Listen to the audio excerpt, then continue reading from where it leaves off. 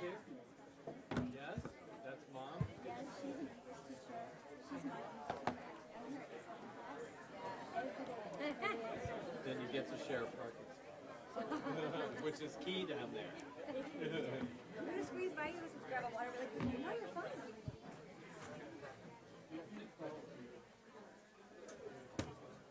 I need to go, by the way. Welcome. Yes, my name's Emily. Senior? Yes. 41 days. I was waiting for who's counting. Good afternoon. I would like to take this opportunity to welcome you to the school board meeting this Tuesday, March 19, 2024. Today, our student representative is Emily McKinley from Northport High School and will lead us in the pledge. The Northport High School JROTC cadets will present the colors. Please stand.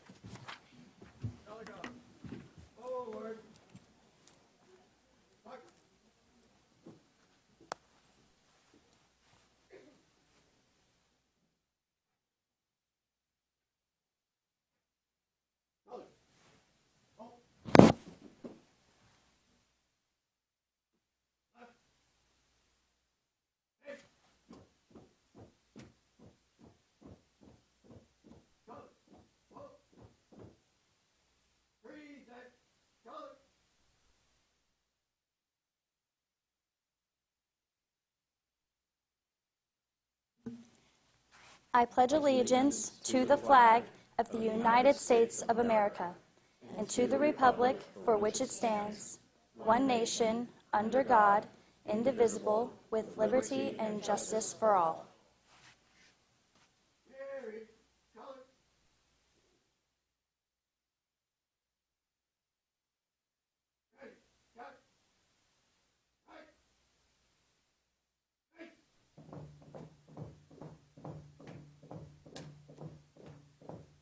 Forward, march!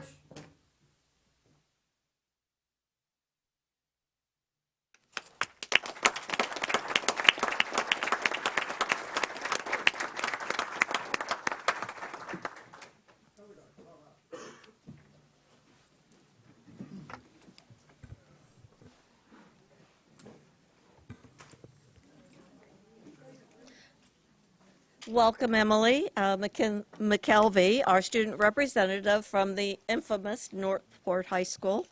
Can you tell us a little bit about yourself? Yes, absolutely. Thank you so much for having me. My name's Emily. I'm a senior at Northport High School. I'm in the ACE program. That takes up a majority of my time, but I'm also always in the theater department. I'm in the VPA musical theater program, and for the first 3 years of high school, I was also in the acting program. I'm also in Link Crew, NHS, and then I'm also in our thespian troupe. I'm the president of our thespian troupe this year, and I'm also the treasurer of our National Honor Society. And you can also find me in SGA sometimes. I plan on going to the University of West Florida next year to double major in BFA Musical Theater and Arts Administration. Incredibly impressive. Let's give Emily a round of applause.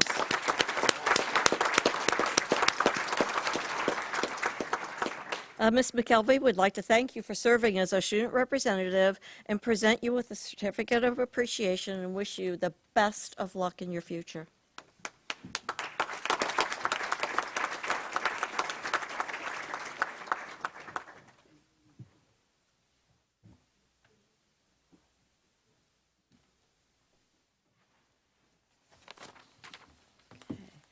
Special presentations.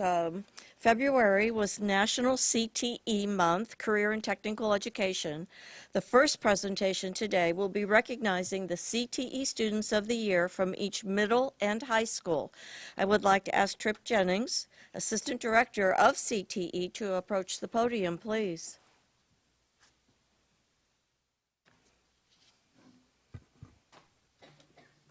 Thank you. Good afternoon, members of the board, Mr. Connor.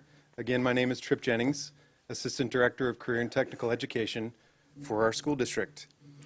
First off, I want to thank you for maintaining focus on what we're all here for, is students and student achievement and preparing them for successful lives after graduation, whatever that path might be.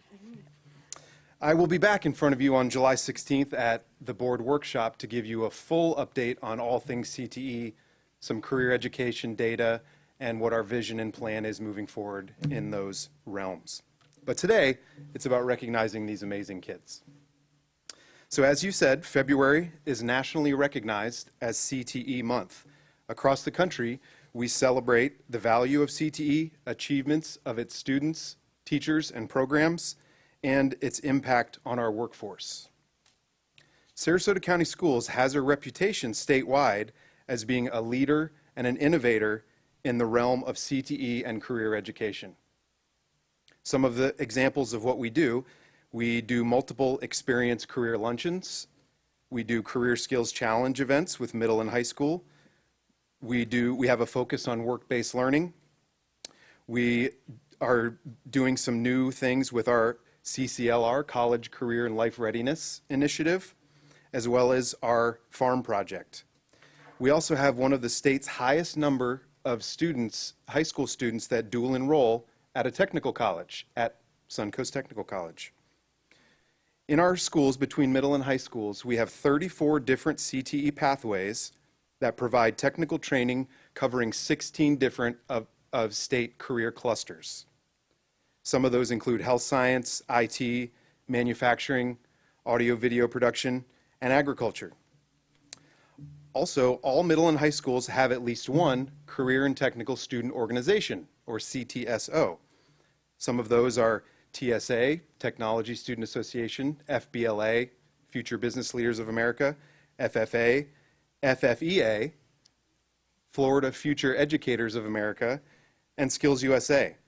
Some of the benefits of those organizations include developing interpersonal relationships, teamwork, stress management, self-confidence, leadership, time management, setting and achieving goals. You know, things that everyone needs in the world.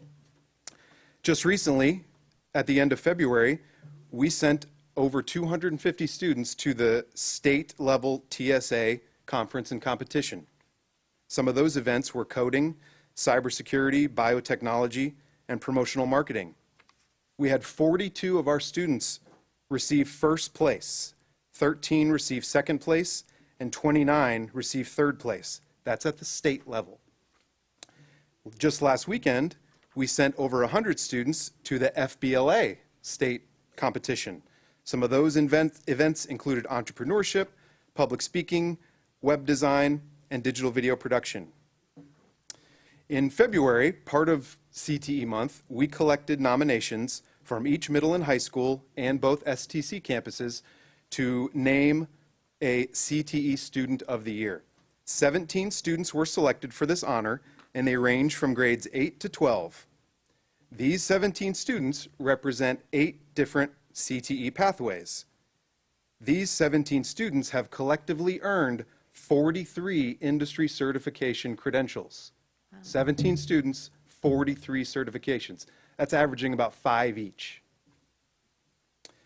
That demonstrates their mastery in industry standard skills and digital literacy in worldwide recognized software platforms such as Adobe, SolidWorks, Autodesk, cybersecurity, RECF robotics, and more. 8 of these students have served as CTSO officers. How many disciplinary suspensions among them? 0.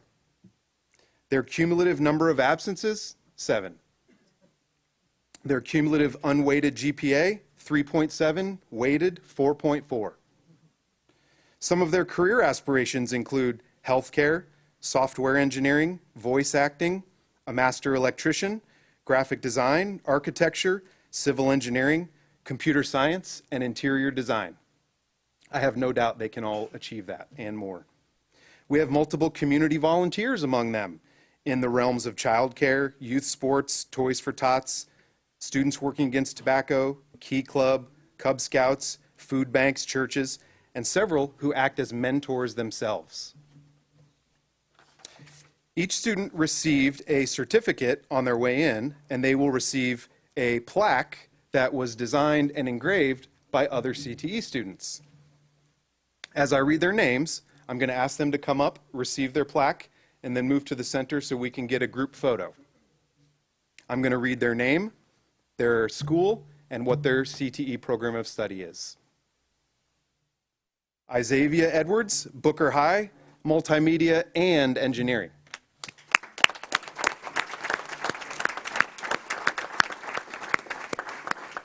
Molly Kokoza, Brookside Middle, Engineering.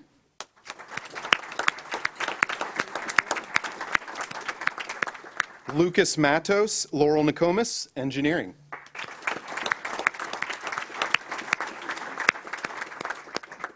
Adonis Sorensen, McIntosh Middle, Agri-Science.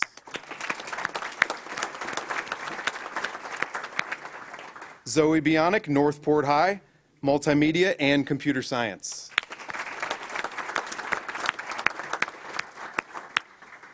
Sanjana Prakash, Pineview High, Engineering. Ethan O'Donnell, Pineview Middle, Information Technology. Caden Sahadath, Riverview High, Engineering. Devlin Gibson, Sarasota High, Engineering.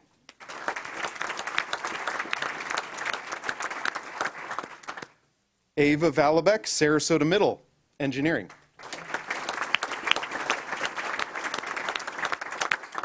Sophia Woodbury, Suncoast Polytech, Engineering.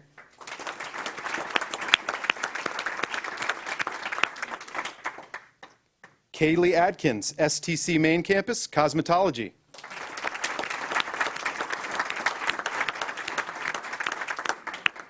Jay Hook Verrett, STC Northport Campus, Electrical.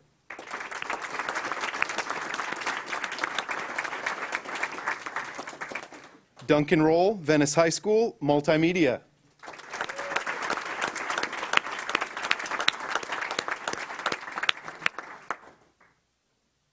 Valdemir Farina, Venice Middle, Computer Science.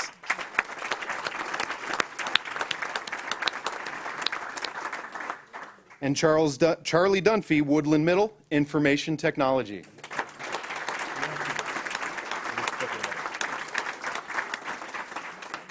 I'm sorry, Bastian Pena, Booker Middle, Coding.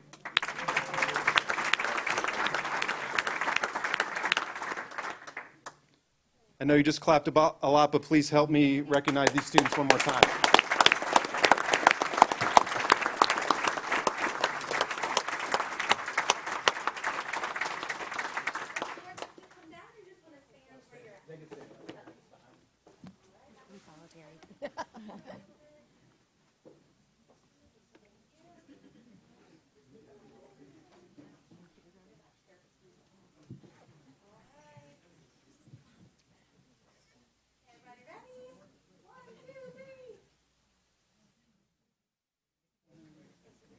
Congratulations, you guys. Great work.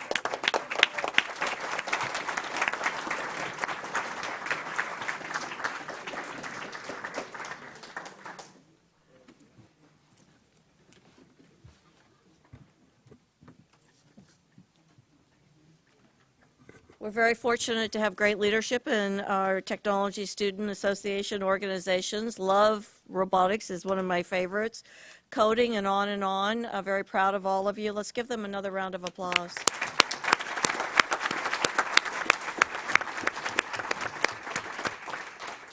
The next special presentation is highlighting Gulfgate Elementary School. I would like to ask Michelle Miller, principal of Gulfgate, to please approach the podium and start the presentation.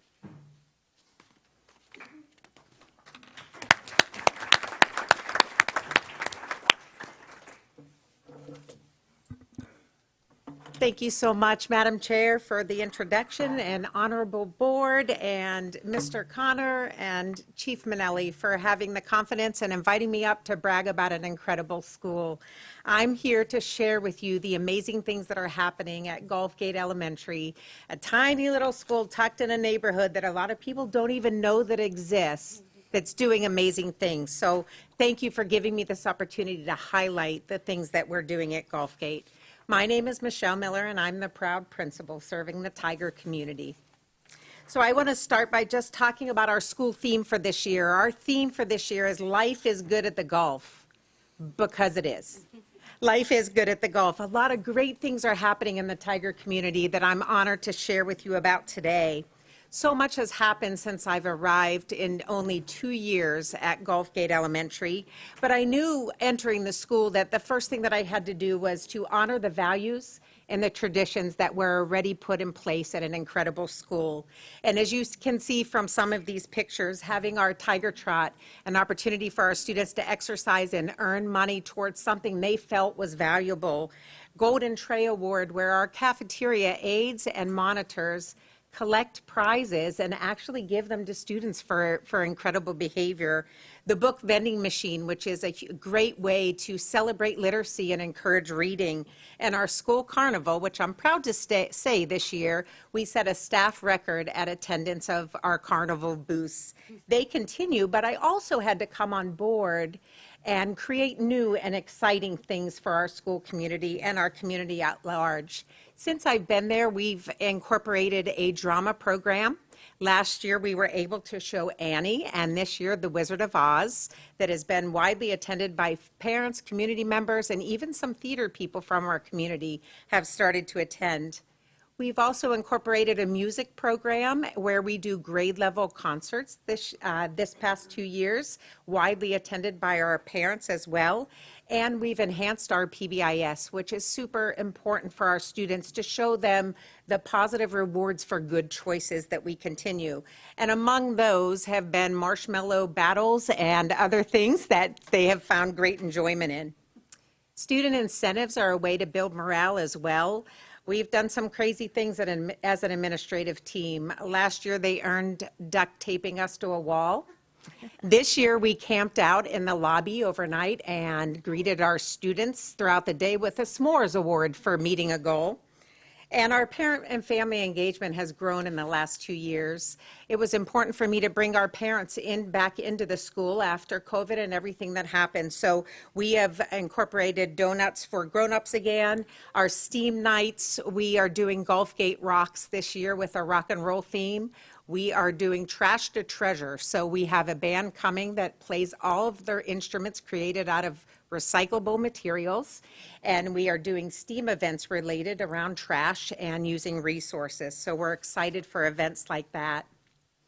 As well as that, it's been a top priority for me to establish a school-wide culture of growing and developing together, while also having that collective accountability with rising expectations to support all students, every student, every day. And I knew in order to do that, we had to continue to boost morale and increase our school culture and climate. And we've done great things in that area as well, at building community like among our teachers. The picture shows you a winner of a couple of our contests just this past year. Our 5th grade team was the winner of our album cover contest. They did Straight Out of Comp Time. So you see that picture there. They were the winner. We have team picture awards that were taken. We run contests like Turkey in Your Pocket, and we're about to start What's Cracking, where they crack plastic eggs among the staff to build morale. You can ask me about that later. That sense of student belonging also was really important to me. How do we get them involved in some of these celebrations? It's been incredible. You see a picture of a meme there. Students label our memes. Lee Michaelacco, my incredible assistant principal, and I were our secret elves this year. We took pictures all over the school community. They labeled the memes, and we had class winners, which gave them an opportunity to get involved. Our students are also involved in staff recognitions and our families. They actually donate things. They write notes. We have a spirit dress-up week where they dress in certain colors to honor their teachers for the things that they're doing. So getting them involved has been really incredible. Also, how do we prioritize balancing taking care of ourselves has been a big push among myself and my administrative team. We've developed a partnership with the Resiliency Retreat, where we've had them come in and speak. We're actually going to be using their facility and do some work around self-care for our teachers, because we also are very aware that if they are not filling their own bucket, they cannot fill the bucket of our students. We look forward to that partnership developing even more as the year goes on. I'm especially proud of the work that we've done around our specially designed learning for autistic students. As many of you know, last year was our first year, this past year as a autistic site to welcome in these students.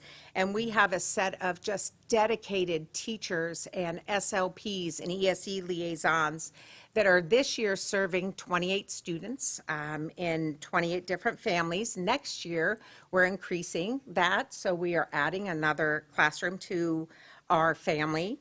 We have 23 students currently using high-tech or low-tech AAC devices as a primary form of communication.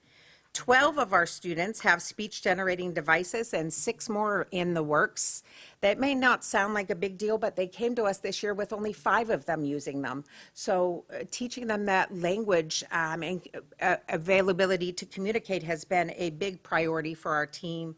But it's not just about adding those students to our school. It's about how do we get acceptance from our entire school community. And that also has been a push. We have incorporated big picture boards across our school environment. We've done some learning for our general ed students on what does it mean to accept others and look at students, other children that are different from us. We have picture boards among all of our playgrounds that they share. And we have all of our staff in grades pre-K through 1 using lanyard visual aids that they can help their students find words. So not only are our autistic students finding benefit in those things, but every student on our school campus is. Well, we're committed to continue to grow. We realize that we are a new site to welcome in students with autism, and our priorities in the upcoming years are to increase our parent involvement, to build our staff understanding of the unique needs of the students, to increase mainstreaming opportunities, and to continue to develop that understanding. But instead of me talking, I want to share with you some words from our parents through a survey that we did for our students with autism. So I'm just going to share a couple of quotes. I don't know if her PE teacher has been playing with balls recently, but for the first time, my daughter started to toss, kick, and catch a ball. I'm sorry, I'm getting emotional. We are so happy that she wants to play. Another parent said, my son is spelling and saying the name of animals in his book. Another said, I wanted to let you know my son is saying new words and singing. He's actually singing. Thank you. These little moments are huge moments in the lives of these families and these children. So thank you for giving us the opportunity to welcome them into our school environment and for us to learn and grow right alongside with them, because it truly takes a village to raise a tiger. And we have reached out and worked with our community. This year we welcome back Rockin' Readers. We are actually we have 16 volunteers this year serving 23 of our kindergarten students, we're excited to say. We've formed a partnership with the Community Foundation for Literacy Night, and especially reaching out to our ESOL students and our students with disability this year. We were so encouraged by the attendance of their families in these events. And with local businesses and faith-based organizations that have supported us, we've done incredible things with Spirit Nights, sponsoring staff appreciation and donations. But mostly our district support.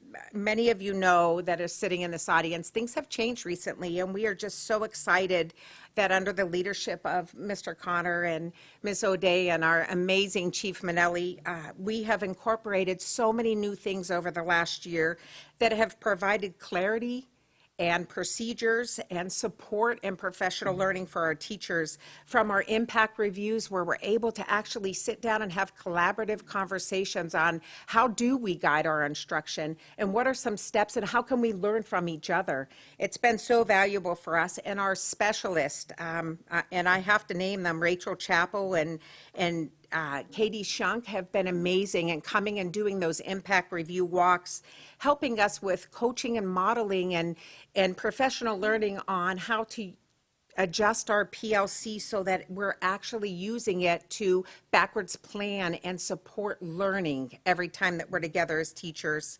And of course, our parent engagement and involvement has been huge, and focusing on that. I do a weekly Miller's Minute phone call, which many of them look forward to, and a lot of them hang up, but it goes out every week, just to update them of the amazing things going on in our school community. And of course, our staff. Our staff's incredible. All means all at Gulfgate. And I also cannot stop without speaking about putting the A back in Gulfgate. Gulfgate is an incredible school community, but our population has changed and the challenges have grown. And last year, we were proud to celebrate that we went from a C to an A standing. Thank you. But to us, that was a bonus because it is about continuous achievement. So the A was just a stamp on what we're going to continue doing. It's about constantly looking at that. You know, James Clear is an author, and he has a statement that I have to read. It says, goals are for people who care about winning once. Systems are for people who care about winning repeatedly. We're incorporating systems district-wide that are affecting our schools, and we cannot thank you enough for the work that's happening behind the scenes to do that. Bren Brown actually said, we need braver leaders and more courageous cultures. So when I was challenged with coming to this podium to share how did we get from a C to an A, I guess first what came to mind is that collective accountability. You know, we all came to a knowledge that we have to be accountable for what we're doing, and that comes through post-conferences and effective feedback that are constantly given to our teachers. Creating a culture that's based on data. Our data chats last year were incredible, but this year even more so, where we were able to really focus in on individual student learning. So that is how we move the mark, and that's how we did, and hopefully we'll continue to move the mark. And accepting advice from other people. Our students with disability that's a population we have to continue to push on and grow in. And I will tell you that we have been in partnership with FINS, which is the Florida Inclusion Network, CARDS, which is the Center for Autism-Related Disabilities. They've provided professional learning, coaching, modeling, and continue. As a matter of fact, they're on my campus tomorrow with professional learning, not just for our teachers, but for our paraprofessionals as well, because they are teachers in the classroom. Also, our district with professional learning, modeling, and coaching, and outside agencies like Mindset that have been a huge part of our win with our celebrating our A. But as we celebrate our wins, we will continue to strive for better moving forward. And to close, I have to share with you the most exciting thing about Gulfgate. In the last, this year, in a matter of 3 months, we have welcomed in 5 new staff members' babies. Now that's got to set a record somewhere that in 3 months, we've welcomed these 5 babies, but more excitedly to me is that in September, I become a Mimi for the first time. And I want to close by saying that if someday Lily Michelle will be joining us, and if she joins me as a Tiger, I would be more than proud to have her at Gulfgate. We're an incredible school. We're a secret well kept, and if you ever want to come and visit, please let us know. Thank you for the opportunity to share about our incredible school.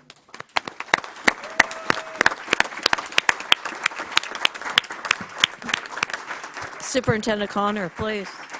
Thank you. Thank you, Ms. Miller. What an excellent presentation. And I know you've been there for 2 years, and it is difficult to come into a school, especially behind someone who's been successful, establish different expectations, and have to build culture. And I'm really proud of the work that you're doing there, and it's demonstrated in the results with your A. So thank you so much. Lastly, I would say be careful drinking the water at Gulfgate. Well said. I have to, Unless you want to be one of the ones having one of the next babies over there. as long as we send them to Gulfgate. I just want to say thank you as well to Principal Miller. I've watched you come up through the ranks from being a teacher, and I have to let everyone in the community know you haven't lost an ounce of your passion, and your village is phenomenal of Tigers, and we're thankful to have you as a board, and we're here to support you any way that we can. Thank you for what you do.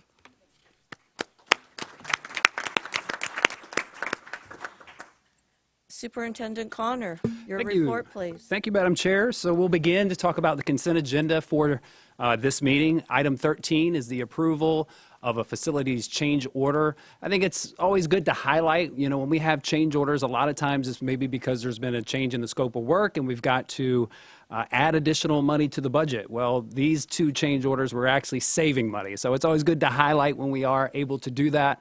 This particular change order, we are saving $76,000 and some change. And on our second construction services change order, due to saving sales tax, we are saving approximately $5.5 million. So that will go back into our budget. So we're excited about that. Items 16 and 17, the approval of the Financial Advisory Committee member was on consent. That has now been moved to new business for today. And item 17, which is the approval of the Audit Selection Committee, has been moved to a future agenda. We do know that there were some constituents that reached out about these two items, and so we want to make sure that we do due diligence to follow procedure and policy, and so we have moved those items accordingly. So thank you for that. A couple of announcements. Very important for our teachers. I will be starting our Superintendent's Teacher Advisory Committee, and we are opening up the application process now. So I'll be sending out a district-wide communication here this week, but it is available. It is open on SarasotaCountySchools.net/superintendent. We will use the month of April to collect those applications, and we will have a process the month of May and do an official announcement for the advisory committee in June, so stay tuned for that. So if you are interested, any of our teachers who are interested in joining that advisory committee, please know that applications are now being accepted.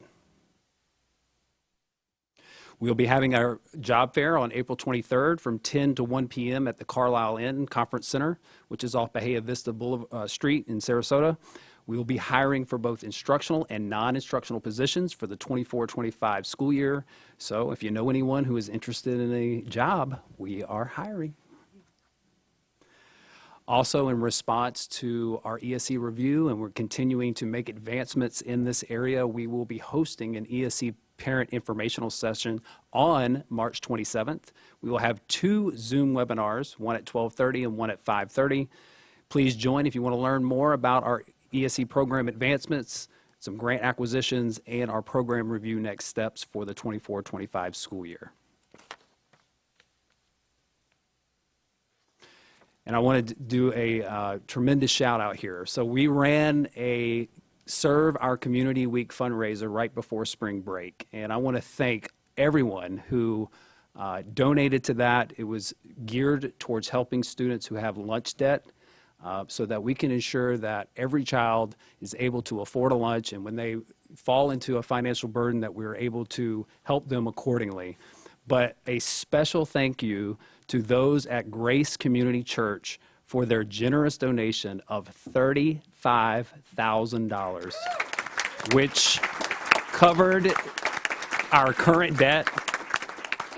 And what a tremendous support. And whatever is, it'll cover all the debts that are currently there, and whatever is left over in this pot of money, we will continue to use for the services of paying down anyone's lunch debt until that money is expended out. So thank you so much to the Grace Community Church family. And I do want to say one thing, because a little birdie did tell me, and I don't normally single out anybody in our audience because that's usually not appropriate, right? But I heard somebody in our audience who has been coming to our meetings for several years celebrated their 91st birthday, Miss Rana Bazzini. We want to say happy birthday to you. And that is all that I have. Thank you. Thank you, Superintendent Connor. Moving to the hearing of citizens, we have 31 cards submitted today for public comment. Welcome to this segment of our meeting.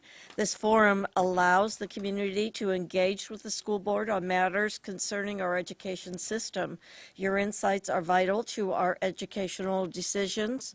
As we proceed to this segment, I would like to outline some important expectations to ensure that an orderly and constructive meeting about the business of the board occurs. All speakers should have submitted a completed comment card before this segment. Speakers will be called in the order received.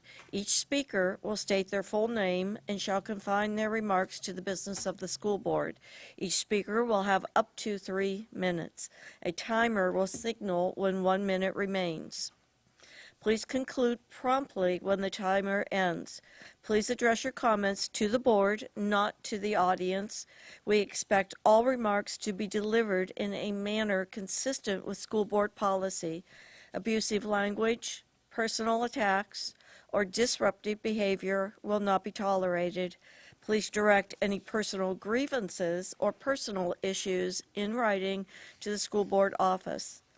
Audience members are requested to listen quietly and respectfully. Outbursts, applause, or other interruptions that disrupt the meeting are not acceptable. Any person that interferes with the expeditious or orderly process of this meeting after first being warned that such continued interference will result in removal will be removed. We appreciate your cooperation, and let's begin. Mr. Enos with our first speaker. So first up is Dorian Summerlin, and on deck will be Nicholas Machuca.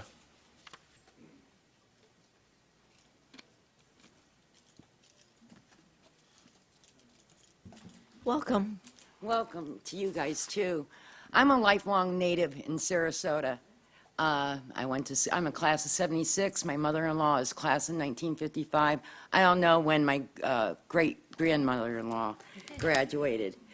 I really am concerned about what's happening in our schools. It's taken me 2 years to get to this point to talk to you.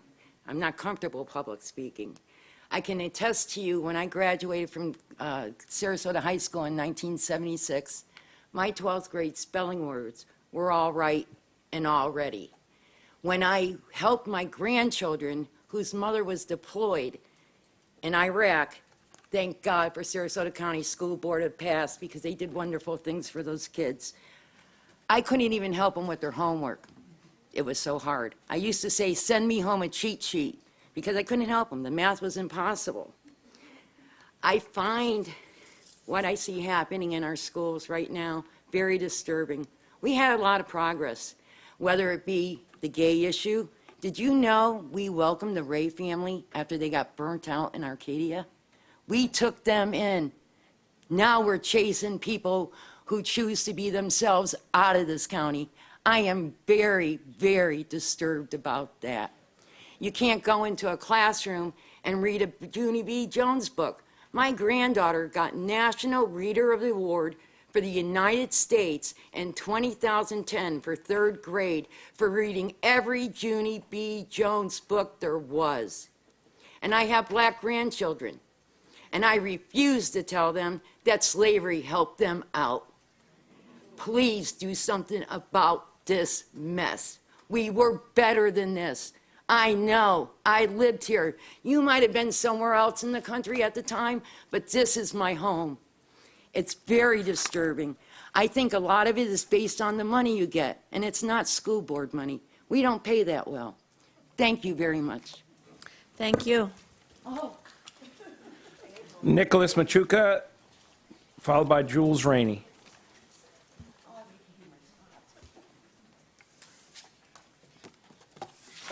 Hello, Bridget Ziegler. As one of Equality Florida's chief fundraisers, I'm confident you know exactly why I'm here today.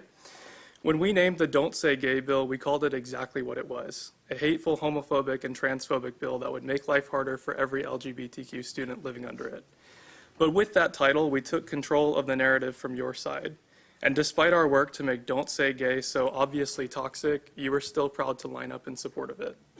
So suddenly you're red in the face about Equality Florida. Don't support policies that are this ridiculously hateful. And do not invoke my organization if you don't want us involved in your embarrassing tenure up here.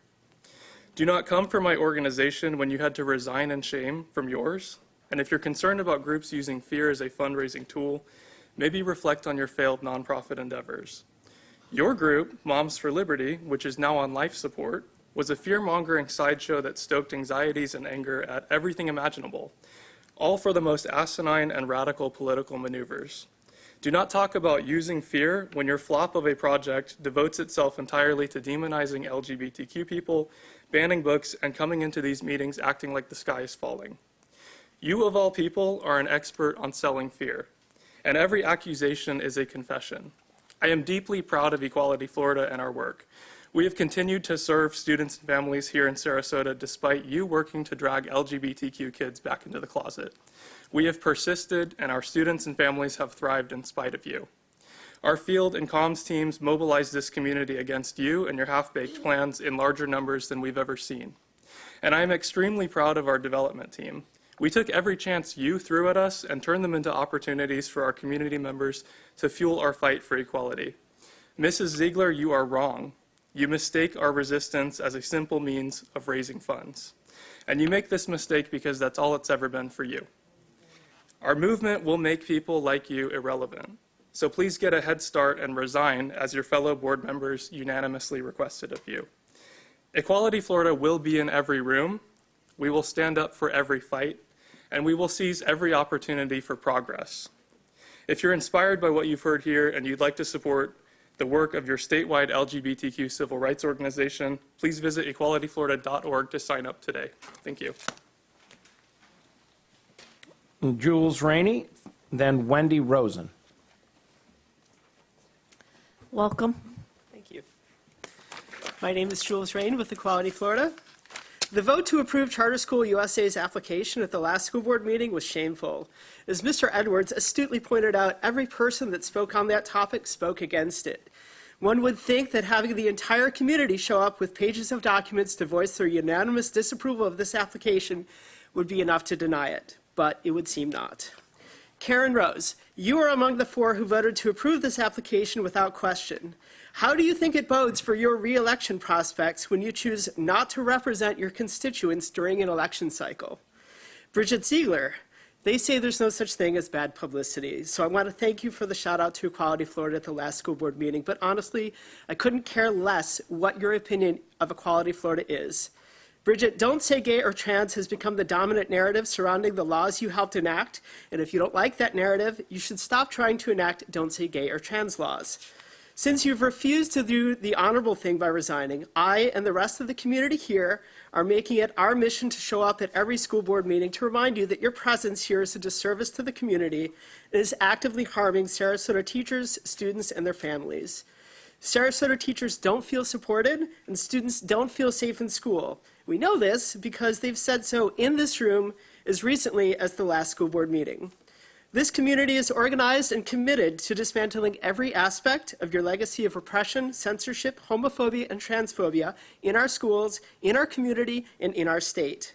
Just last week, we secured a major court settlement which has effectively dismantled the most harmful impacts of the Don't Say Gay or Trans laws you helped enact. The settlement secures several critical protections and clarifications, including freedom of expression is restored. Students and teachers can now speak and write freely about sexual orientation and gender identity in classroom participation and assignments. The settlement reinforces safeguards against bullying based on sexual orientation and gender identity. Gay-straight alliances are officially protected. The law cannot prohibit references to LGBTQ+ individuals, relationships, families, or topics in any educational or extracurricular context. Library books are also protected. The law does not apply to library books so long as those books are not used in classroom instruction on subjects of sexual orientation or gender identity. Also, participation in and support of LGBTQ+ student clubs and cultural presentations remains unaffected, and non-discrimination is assured, meaning that targeting LGBTQ+ people, couples, families, and issues under the guise of the law is forbidden. This victory is more than a legal triumph. It's a beacon of hope and a reminder to the power of collective action. It demonstrates our ongoing commitment to a Florida where everyone, regardless of their sexual orientation or gender identity, can live authentically and without fear. The tide is turning against repression and censorship in Florida. Thank you. We are the Thank ones you. turning it. Wendy Rosen, and then Marie Keeney. Welcome, Ms. Rosen. Thank you. My name is Wendy Rosen, and I'm here to speak today about the HB 931 law that is getting ready to be signed by Governor DeSantis. It's already passed the House and the Senate. I come to you today as a grandmother of a 10-year-old who suffered severe anxiety as a result of the COVID lockdown. Finding treatment was nearly impossible. We waited for more than 6 months to get a proper evaluation. We waited another 4 months to get a prescription and medication. Studies now show that 30% of all students are dealing with some form of anxiety, depression, an eating disorder, or suicidal thoughts. This nationwide health crisis needs to be addressed, and schools can be a part of that solution. But it needs to be addressed by trained mental health professionals, not volunteers, especially chaplain volunteers. HB 931 puts volunteer chaplains in our schools, untrained volunteers. It does absolutely nothing to help us deal with this problem, and it might even do more damage. We can't pray away this problem. We need the funds to train and hire more school counselors to deal with our mental health issues. Schools must also educate parents on this new epidemic and try to eliminate the stigma and shame associated with mental illness. Opening our schools to volunteer chaplains to share religious activities, rituals, and beliefs is not the answer. This violates our Constitution's Establishment Clause and the Free Exercise Clause outlined in the First Amendment, which safeguards the constitutional rights to religious liberty. The courts have already repeatedly ruled that it's unconstitutional for public schools to invite religious leaders to engage in religious activities with students or to promote religious doctrine to them. The ACLU is already starting to litigate this issue in other states. And if we decide to go down this path in Florida, we're going to spend hundreds of thousands of dollars, if not millions, on something we're going to lose. It's a waste of our tax dollars, instead of putting that money where it's needed in professional counseling for our children. You talked about accountability. This wonderful principal from Gulfgate Elementary talked about accountability. This board has not been accountable to all the people who have had questions, and those questions repeatedly not answered. I would like the questions that I have repeated over and over again answered, and that includes how many kids we are losing to go to private schools, and how many schools. Thank you. Thank you. Marie Keeney, and then Sean Bartelt, or Bartelt. Welcome. Good afternoon. My name is Marie Keeney. I am a 35-some-year resident of Sarasota. Proudly have two students who were educated in the wonderful Sarasota school system, one of whom wore skirts and kilts and tights to school during high school and was surrounded by love and affection by his friends. I also am the grandmother of a trans grandchild who is being successfully and happily raised in California. I'm here to applaud and underline the historic settlement against the so-called Don't Say Gay law. This law, which took the bravery of a lot of people, including the work of Equality Florida, the settlement successfully dismantled the most harmful impacts of the law, ensuring it cannot be wielded as a tool of discrimination against LGBTQ+ students, educators, and families.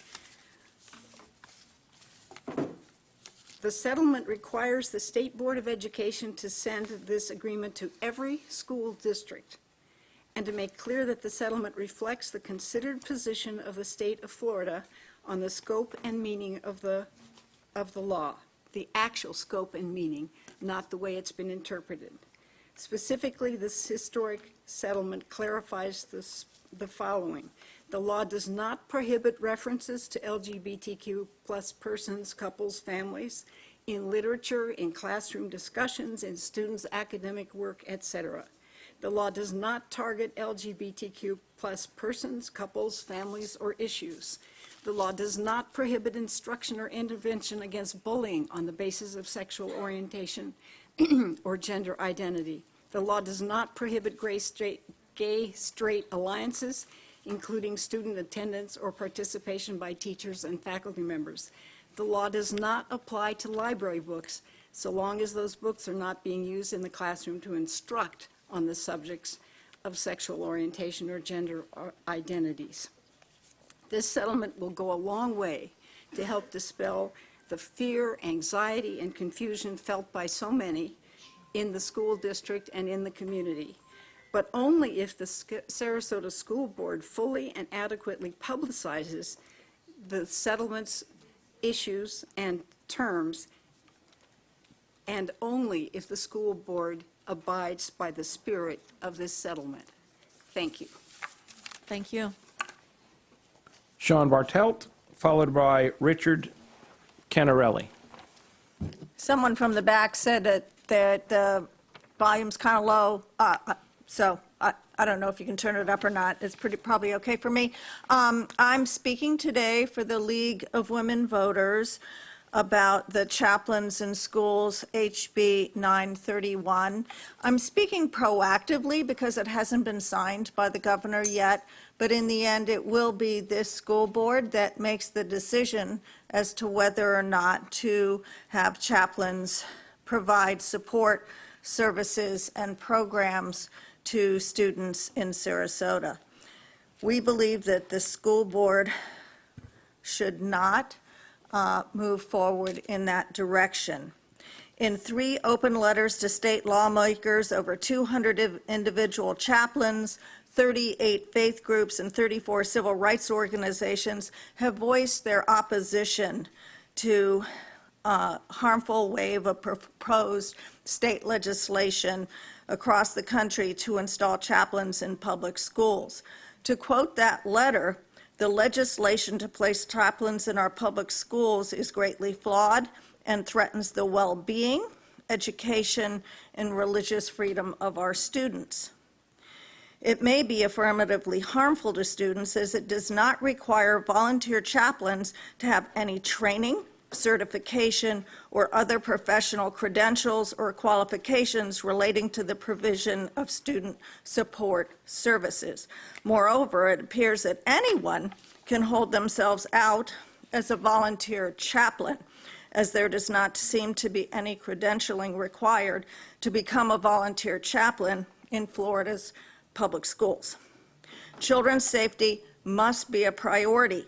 The only requirement for these volunteer chaplain services is a level 2 background check, which includes fingerprints and a criminal checking records. Did you know? Furthermore, volunteer chaplains have absolutely no training, and none is required. They don't have to submit references, and there is no professional code of conduct. Can someone off the street dressed as in clerical attire apply? These failings put our district at risk, let alone children with whom these volunteers interact. Sarasota has a counselor shortage. The answer is to hire more trained counselors, not to expose children to potentially untrained and unvetted volunteers posing as qualified, experienced counselors. Thank you. Thank you. Richard Canarelli, followed by Julie London.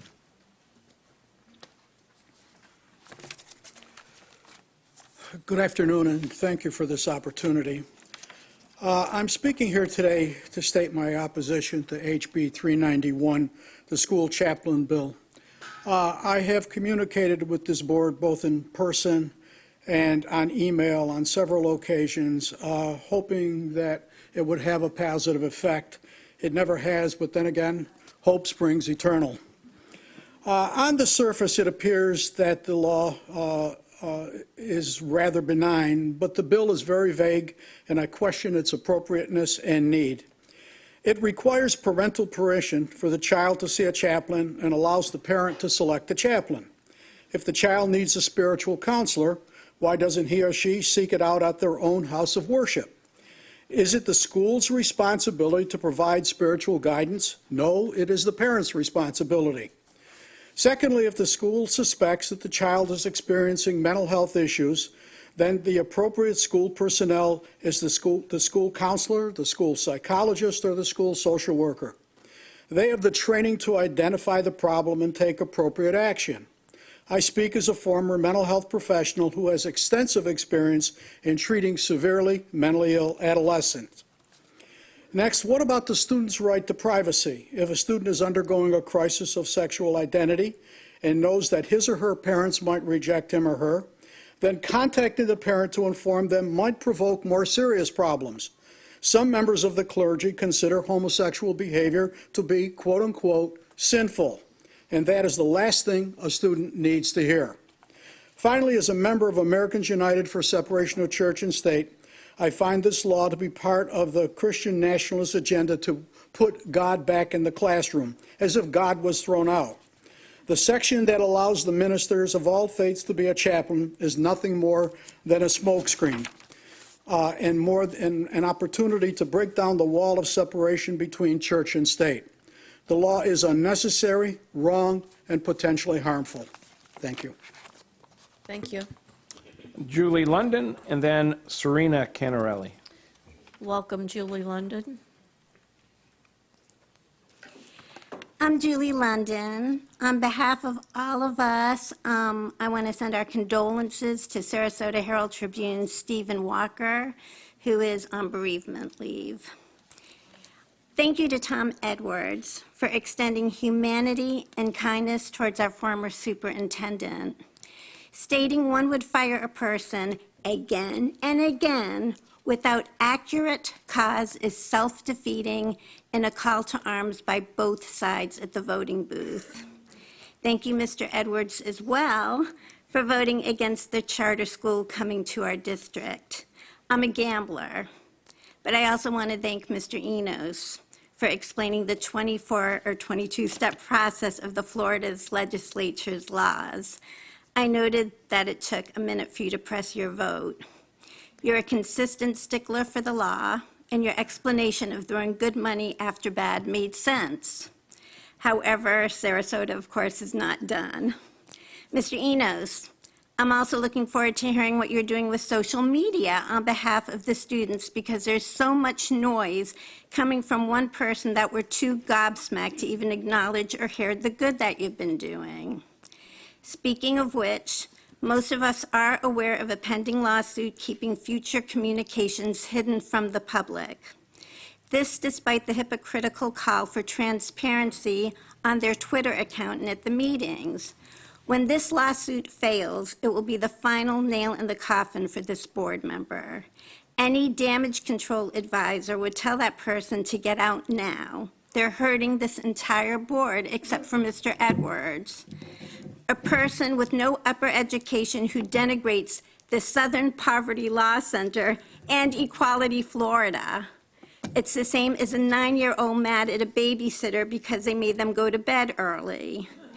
At the next meeting, it's time to take a vote as to writing the governor a letter giving him a heads up about the Ziegler's lawsuit and potential for another PR nightmare for him.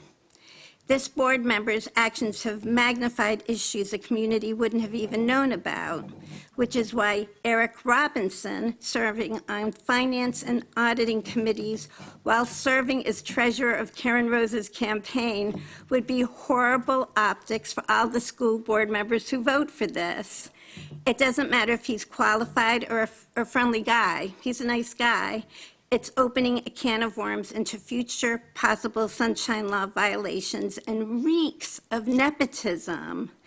Googling his name brought up so many negative connotations that if any of you hire him for your next campaigns, you can be accused of improprieties of washing each other's hands.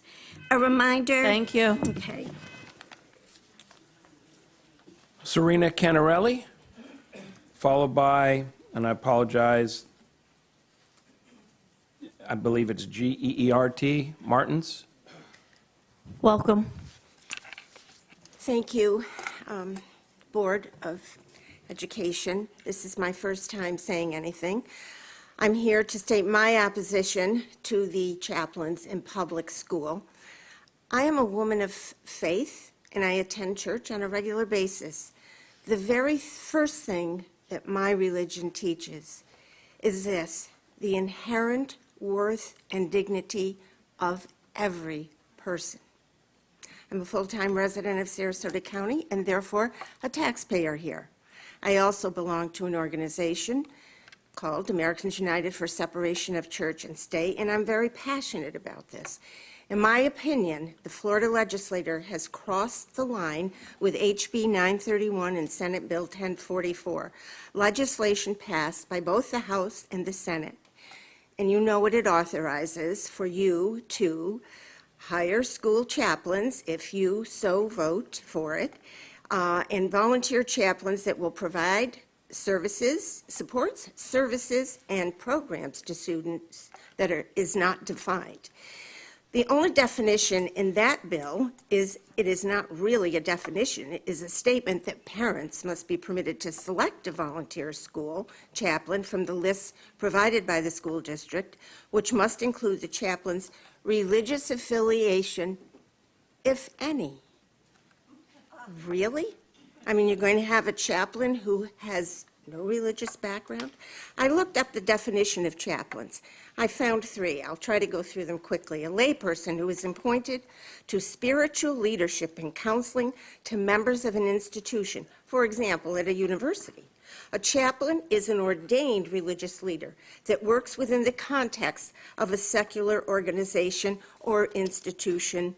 And third, a chaplain is a member of the Christian clergy who does religious work in a place such as a hospital, a prison, school, or in the armed forces. In my mind, this is yet another ploy to get religion into public and charter schools, which has been a long-standing goal of Christian nationalism. Some of us have been around a long time and have heard this in the past.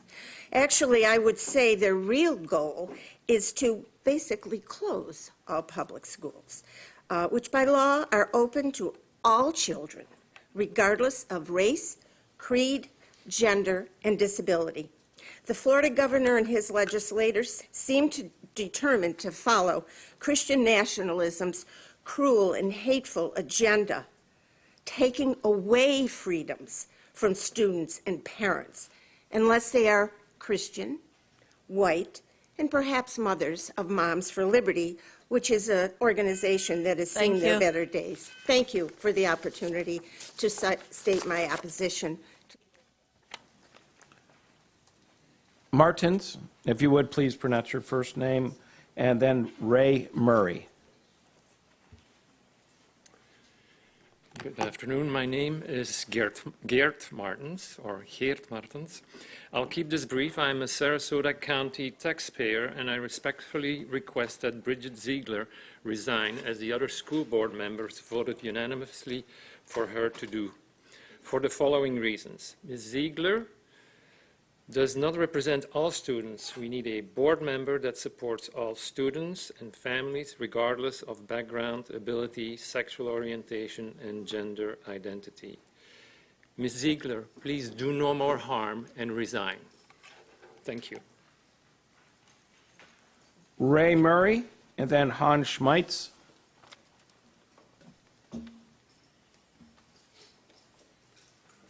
Good afternoon. My name is Ray Murray, and as a Sarasota County taxpayer, I respectfully request that my voice be heard.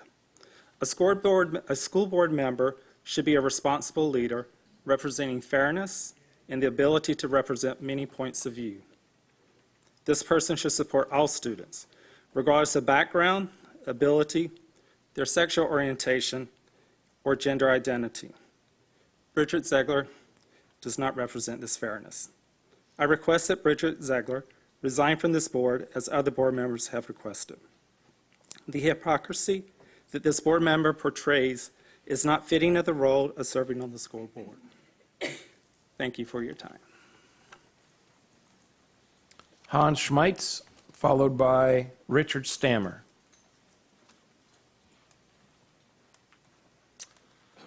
Good afternoon. My name is Hans Schmeitz, and I live, work, and pay taxes here in Sarasota. I'm also the father of 2 kids here that went to the Sarasota school system.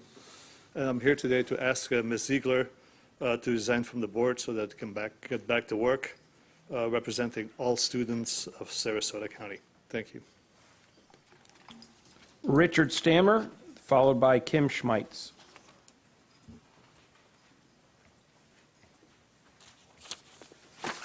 Good afternoon.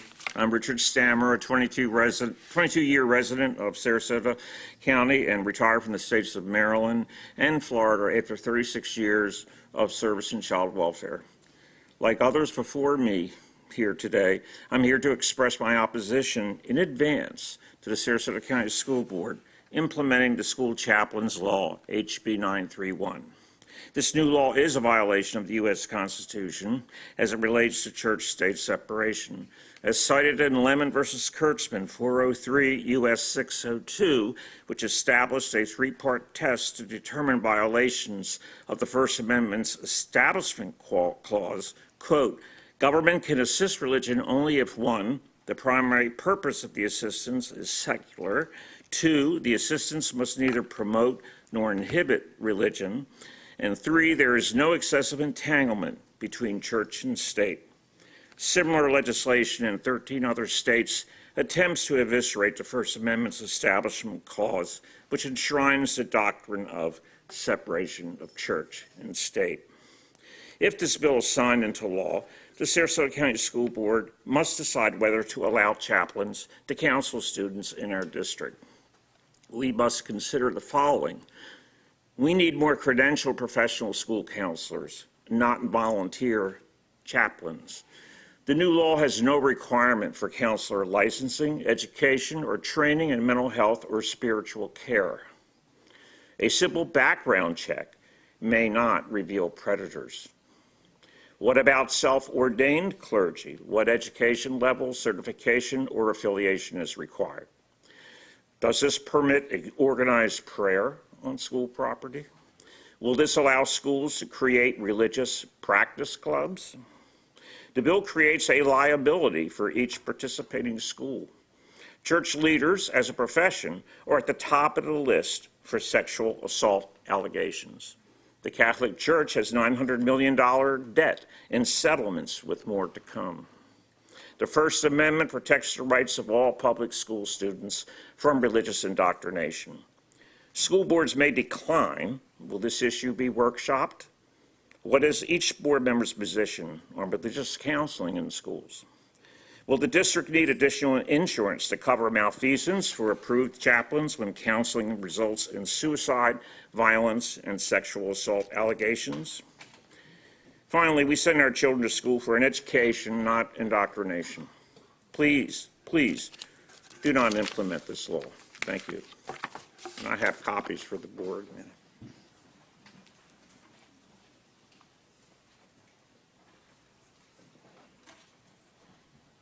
Kim Schmeitz, and then Alex Lieberman. Welcome. Thank you. Hi, my name is Kim Schmeitz, and I'm a Sarasota resident and taxpayer. And our 2 children went to our amazing Sarasota public schools.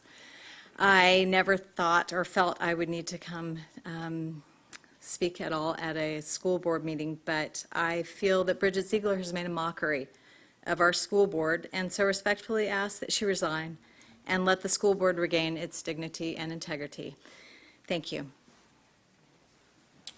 Alex Lieberman, and then Carolyn Johnson. Hello, everyone. My name is Alex, and I'm a Sarasota County Public School student. Recently, the board voted to approve a for-profit charter school that will take millions of dollars away from public education and may lead to around 250 public school teacher layoffs. This is especially concerning as there is already a teacher shortage in Sarasota County.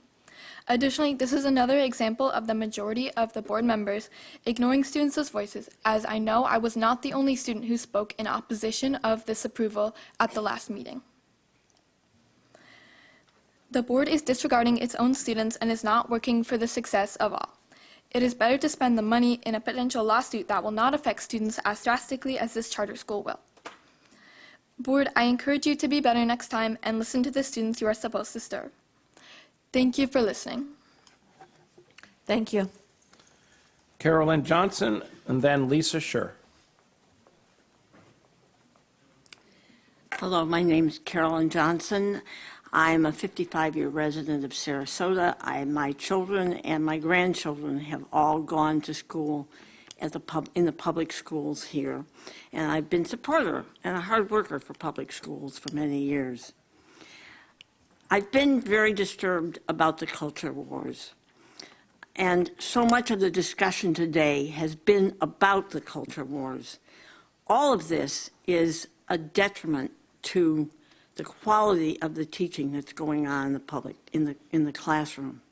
Between the school chaplains, the discussions about diversity, equity, and inclusion, the LGBTQ issues, all of it is a distraction. And it's very disturbing to me that it just goes on, and every day we see another issue coming up. I want to congratulate the people in the audience today for their eloquence in talking about the issues that concern them. And I just agree with them wholeheartedly and hope that the school board will stick to business. Thank you. Lisa Scher, and then Rabbi Dr. Edgar Weinsberg. Lisa Scher, I'm here to speak for the thousands of Support Our Schools members and followers. I'm here to speak about agenda items 16 and 17, the nomination of Eric Robinson to the Finance Committee while he's already sitting on the Audit Committee. I sent the board, the superintendent, and legal counsel a letter describing why this dual appointment was rife with potential conflicts of interest, the appearance of impropriety, and ethical issues, and last but certainly not least, that such an appointment was not best practice in corporate governance. I spent 2+ decades as a tax and corporate lawyer advising global and domestic companies as well as educational institutions. Much of my practice dealt with corporate governance matters, including the establishment of various committees like the Audit and Finance Committees. I am stunned that we're even having this conversation about why having the same person sitting on both the Finance and Audit Committees is an issue. It's not as though there aren't other competent individuals who could serve on the Finance Committee. We'd probably have more retired CEOs, CFOs, and public school superintendents per square mile in Sarasota than do many states. But yet, we have Karen Rose nominating her campaign treasurer, Eric Robinson, for this role. Why do we continue to have this nepotism in politics on our school board? Is there some sort of quid pro quo here, Mrs. Robinson? Maybe a committee seat in lieu of paying for all those accounting services? I think you're paying him $350 a month now. Is Mr. Robinson, who has been referred to as the Prince of Dark Money for his role in moving funds among political committees, also known as PACs, to aspiring candidates, going to feather Mrs. Rose's campaign with more PAC money or donations from the real estate developers? Although Mr. Robinson has tried desperately to harass me into withdrawing my letter by sending unwanted direct messages to me to the point that I had to block him, we must ask the question, is this a man that anyone can trust? He was recently sued for per se defamation by a local businessman and settled rather than going to trial. While sitting on the school board in 2018, he conspired with the then Sheriff Knight to undermine the school board and superintendent negotiations, working on behalf of the sheriff and not the board, and pushing for the board to pay 100% of the cost of school resource officers. Mr. Robinson's double dealing apparently didn't go down well with the public, as he was soundly defeated in his 2020 race. He publicly stated to me on December 10th, 2022, and I know you were there, and you were there, that he intended to run again for the school board in 2024. Is he trying to position himself as a steward for the school board? Sorry, Mr. Robinson, that ship has sailed. The bottom line is this appointment is riddled with potential conflicts of interest. It's not best practice for corporate governance and risk management. It smacks of nepotism, and there are serious ethical considerations surrounding the nominated appointee. This nomination serves no one but Mr. Rose and possibly a run by Mr. Robinson for the board. Rabbi Dr. Edgar Weinsberg, followed by Collis Layton.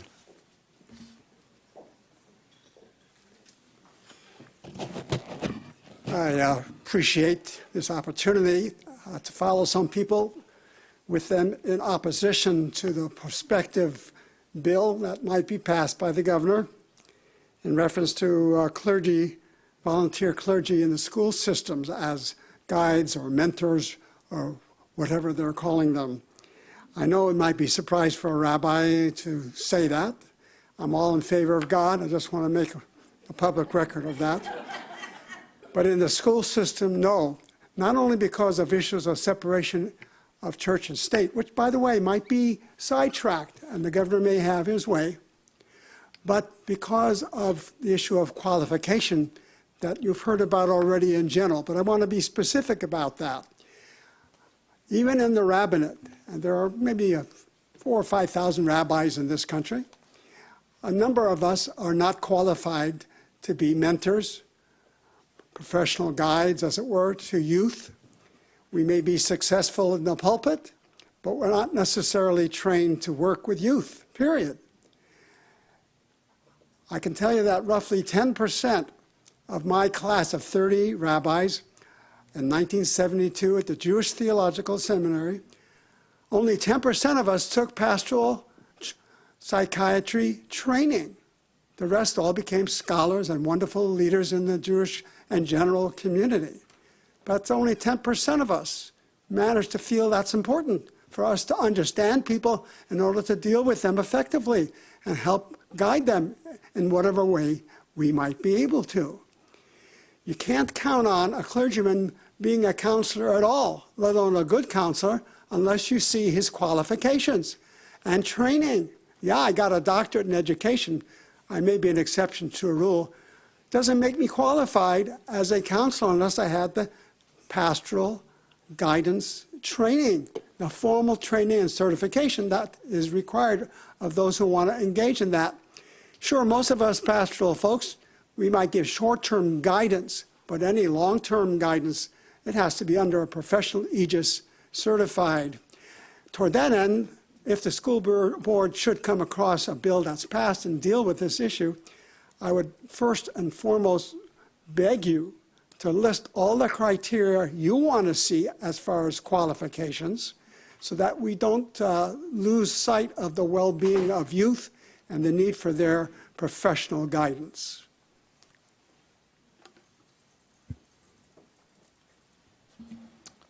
Collis Layton, and then Rana Bazzini. Welcome. Good afternoon. I'm a product of public schools. My daughter is a product of public schools. My granddaughter is currently enrolled in public schools. I love public schools. I'm also a religious leader here in Sarasota. I'm seminary educated and ordained. I do not endorse chaplains in schools in any way. But I wanted to focus today on intent and impact.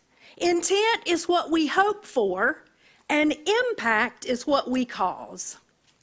Ms. Rose, I believe that you had all of the best intentions in your nomination of Eric Robinson, for whatever those best intentions might be, but the impact that that has caused is that it creates a little bit of muddy financial water. I have a previous career of 20 years in biologics, pharmaceuticals, and medical devices. And we were governed by the FDA, and the FDA says clearly that one cannot review your own work. It is against the law to do that, even if it's past work. I can't come in and do it. So if Mr. Robinson might be called on to review any of his own past work, I implore you to remove him from the appointment of the committee. To all of you except Tom Edwards, who approved the charter school last week, what your intent was school choice. But the impact is probably going to be fewer teachers and less funding for the schools you currently oversee. Ms. Ziegler, I believe that your intention is to breed trust and accountability in some way when you say things like you won't allow outside organizations with their own agenda to influence or breed mistrust between the families and the schools. But the impact is that you've really been fully invested in breeding distrust because you've advocated for outside groups to come in and view our curriculum and be over those. Our parents and students have been placed behind the individual and political desires of your own. I believe that we want people to speak up, is what you said at the last meeting, to improve things. And I believe your intent is to create an atmosphere of listening and a culture of cooperation. Yet even today I noted that we were asked to make sure that we directed all of our comments to you all, but you were able to get up and leave during our comment section, which makes that a little confounding to me. But what that does, the impact of that is that it ignores all of the previous students who have come before you and said they feel unsafe. Thank you. Happy birthday, Ronna Bazzini and Sandy Armstrong. My name is Ronna Bazzini, and I am a resident of Sarasota. And thank you for the kind birthday wishes. I'm afraid I've painted myself into a corner. If I don't show up, people are going to check the obits. I watched your workshop earlier. I'm always enjoying watching you address things that you're supposed to be addressing. Yes, this is my 7th year of appearing and speaking. And let me make just a couple of observations on what you were talking about this morning. Splitting the comment time for agenda items and general items, which Mr. Edwards had to chastise me about, rightfully so, I think is a very good idea. It makes a lot of sense to me. As for carrying signs, that's kind of difficult. I suppose people could carry them and just hold them like this and not wave them, which would probably be very difficult to enforce. Mrs. Rose consistently speaks of her focus on academics. No one disagrees, but learning can only take place when students, every student, is mentally and physically receptive. I'm having difficulty justifying Mrs. Ziegler's comments on March 5th school board meeting and her presence and comments at the opening of the Leadership Institute's opening of the School Board Leadership Institute. The keynote speaker, Billboard Chris, whose opening words were, "I'm from that communist country, Canada." He went on to disparage the concept of gender dysphoria, stating men are men and women are women, God doesn't make mistakes. Mrs. Ziegler did not seem to have a problem with that. However, I understand she is no longer connected with the Leadership Institute. I'm hoping perhaps she's had a road to Damascus moment. And if so, an apology is forthcoming to those who she's harmed when subscribing to those ideas. Public education is being undermined. Having the best local school board does not matter if it's under the regressive policies and laws of the state and the legislature. It matters who we send there. A lot of those programs we heard about earlier may no longer exist. We have a wonderful opportunity, our voices to be heard. One of our most beloved and respected teachers has thrown his hat into the ring. Derek Rich is running for state rep for District 73. Even if you're not in the district, you can support him both philosophically and financially. It's time we had somebody in Sarasota to speak for public education. And happy Thank you. birthday once again. Sandy Armstrong, and then J.T. Pryor. Welcome, Ms. Armstrong. I want to start off with saying I'm very, very concerned about Mrs. Ziegler's slam on Equality Florida. This is an organization that has given hope and probably life to a lot of people, both adults and young people. And they're not here to get money. You think that, they want to derive from somewhere that might not even be here when some of them speak. That's probably not, none of us want to be on 75 at, especially for the evening meetings. So that's not what it's about. It's not about getting money. It's about getting safety and care and concern and equity for all people, not just the people that believe what you believe. And so that was really not all right and very rude and very wrong. They are lifesavers in our state. I want, in terms of the law that was, I don't even know what you call it, but abridged from the Don't Say Gay stuff, I really want to know, Superintendent, what you're going to do specifically to assure that the principals, the teachers, the staff, the families, and the students are made aware of this. Something in the Herald Tribune it's helpful, but it's not enough. And we need to have all these people finally realize that they are safe in our schools and they can speak about who they are and who their families are. So please let us know what you're going to do to try to help with that.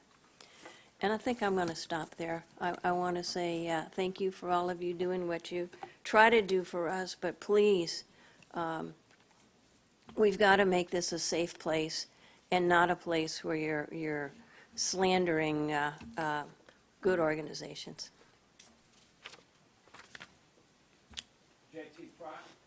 J.T. Pryor, and then Anya Dennison. Welcome, Mr. Pryor. Hello, I'm J.T. Pryor. I am a queer Christian minister in Sarasota. I am also a proud product of public schools. And I also just want to join in with my clergy colleagues here and say that I do not support chaplains doing counseling work in school. I think there are people who are much better equipped for it. And I think there are a lot of people who are equipped to talk about the politics, the statistics, the pedagogy when it comes to education.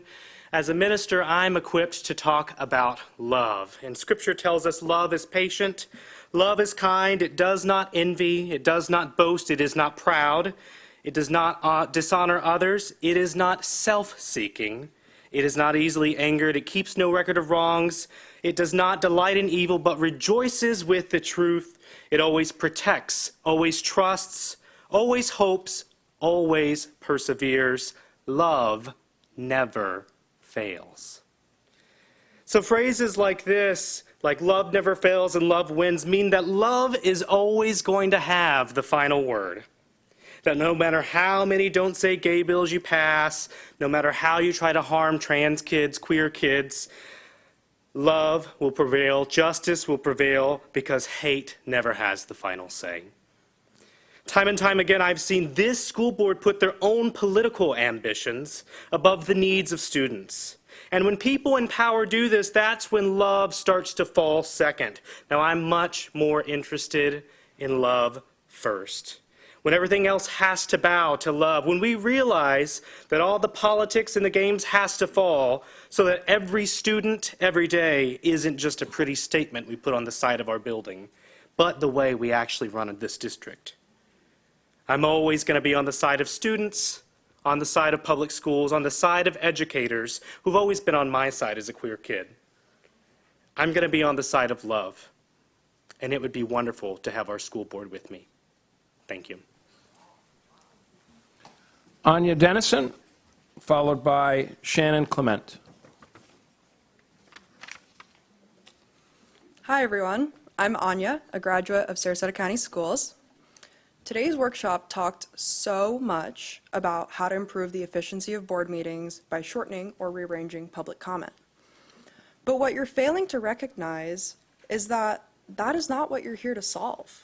That doesn't solve the real problem that this board is facing, which is that you're doing a bad job of representing the needs of Sarasota's students, families, and staff. and that you need to do better. To be clear, if you were doing a good job, the public would not be commenting. You cannot wash away this issue without going to its root and fundamentally solving it. This is an opportunity to prove your ability to be leaders and public servants, and not just politicians. Sarasota students deserve your attention. They deserve to be listened to, and they deserve to have their feedback incorporated into your decision-making. For months now, you have had so many students stand up here and tell you that they're hurting, that going to school in this district is painful, that they are only here because they want to work to make their daily experiences in school better, or at least no longer harmful. My question is, can you meet them where they're at? Can you partner with students like you say you do with parents? Or will you just ask them to email you? Leadership is not making nominations that will financially compromise the school district and put it at risk of literal fraud. Leadership is listening to and working alongside the people you represent to build a better school district where students and staff and families feel comfortable being themselves. That starts with removing figures of hate from the board, and it ends with a daily effort to support and include, actually, literally, genuinely include Sarasota's students, staff, and families. Thank you. Thank you. Shannon Clement, and then Paulina Testerman. Good afternoon, all. Shannon Clement. I am the parent of a child currently in our systems, which, based on today's workshop, means you should all be paying attention to me, because I'm the voice that you should all be listening to.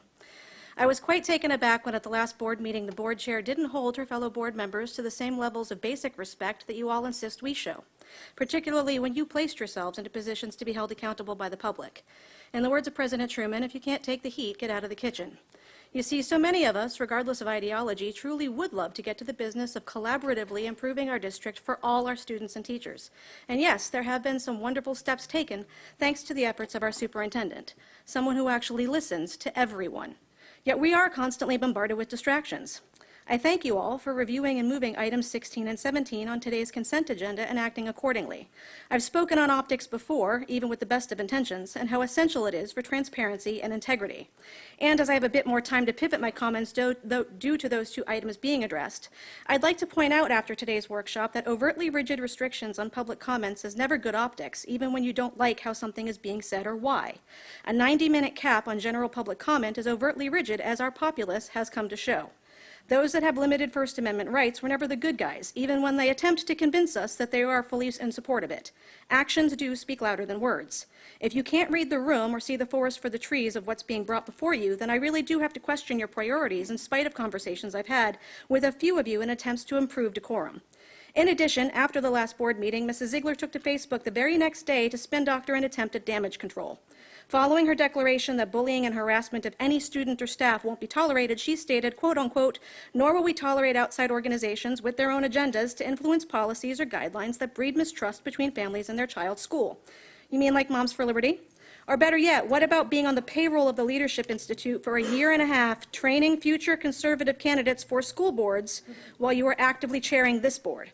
Both outside organizations have gleefully promoted their agendas, directly generating mistrust between families and public education. Seems like the hypocrisy never stops, and the calls seem to be coming from inside the House. The narratives and subsequent fear that you continue to project in an attempt to blame others is of your own creation. I wonder if you don't protest too much, though. Is your obvious attempt at gaslighting a symptom of believing your own press, or because you're trying to desperately convince yourself and anyone else that listens that you're on the right side of history and still relevant? History tends to prove those like you wrong. Mrs. Ziegler, you also said, "I spoke up and didn't stop fighting and won't stop fighting."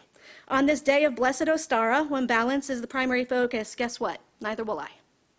I said it at the last meeting, and I mean it. The audacity of the majority of this board is utterly astounding. We have so much we should and could be focusing on to make us the preeminent school district I originally moved here for back in 2006. If I have to stand up here time and time again to call out the shortcomings of this board and shine a light on how your action, or more so inaction, negatively impacts all of us, especially our kids, you best stand believe I'm going to, because as a public steward, it directly affects teacher morale and student.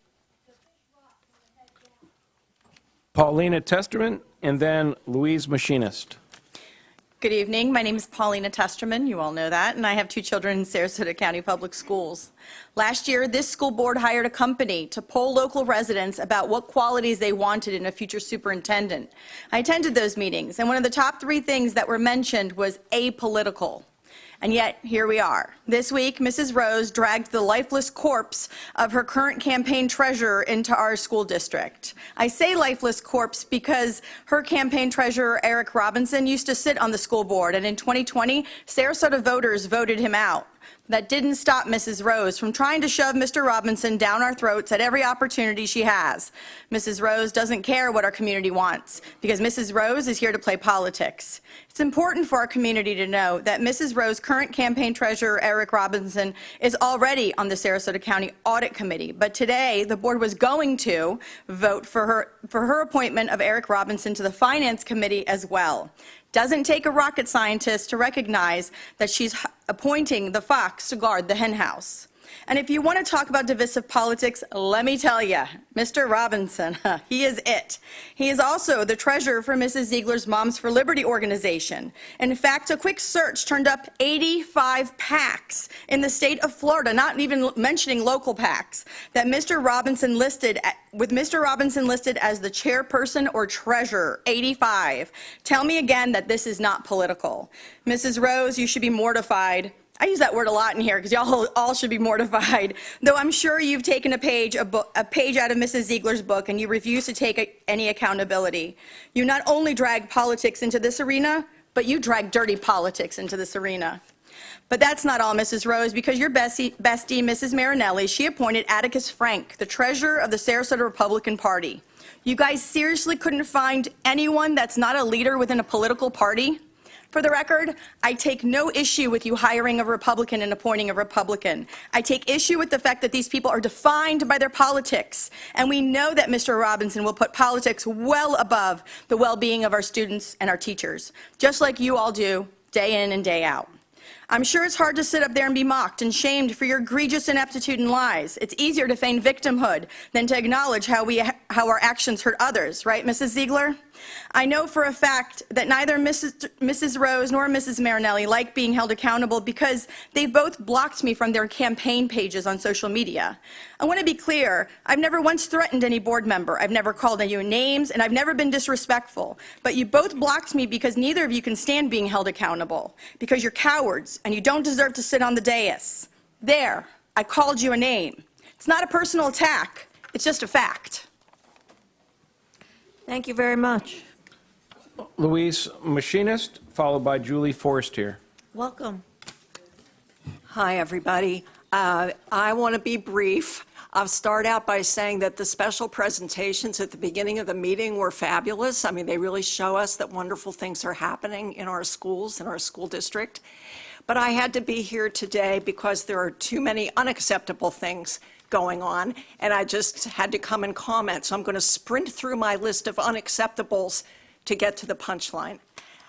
It's unacceptable, of course, for Ms. Ziegler to still be sitting on this board. It's unacceptable to approve a completely undeserving for-profit private charter school robbing taxpayers and students. It is unacceptable to appoint the notorious partisan politician with a bad reputation in the entire county of Sarasota to be taking multiple roles in our financial management. Everybody else has gone into details. I'm just reiterating this is the thing that I also find unacceptable. It's unacceptable to mischaracterize and impugn the citizens who come here because they're compelled to speak up and to confront the board's radicalism. People are here to support public education. On the other hand, it's completely unacceptable for the majority of this board to be complicit in the defunding and destruction of public education. It's unacceptable for the state of Florida to breach the wall of separation of church and state that was wisely established by the founders. Taxpayer funds should never be supporting religion or inserting religion into the public schools. It's completely unacceptable to bring chaplains in. That's the right and the privilege and the prerogative of parents to take their child to the religious leader of their choice.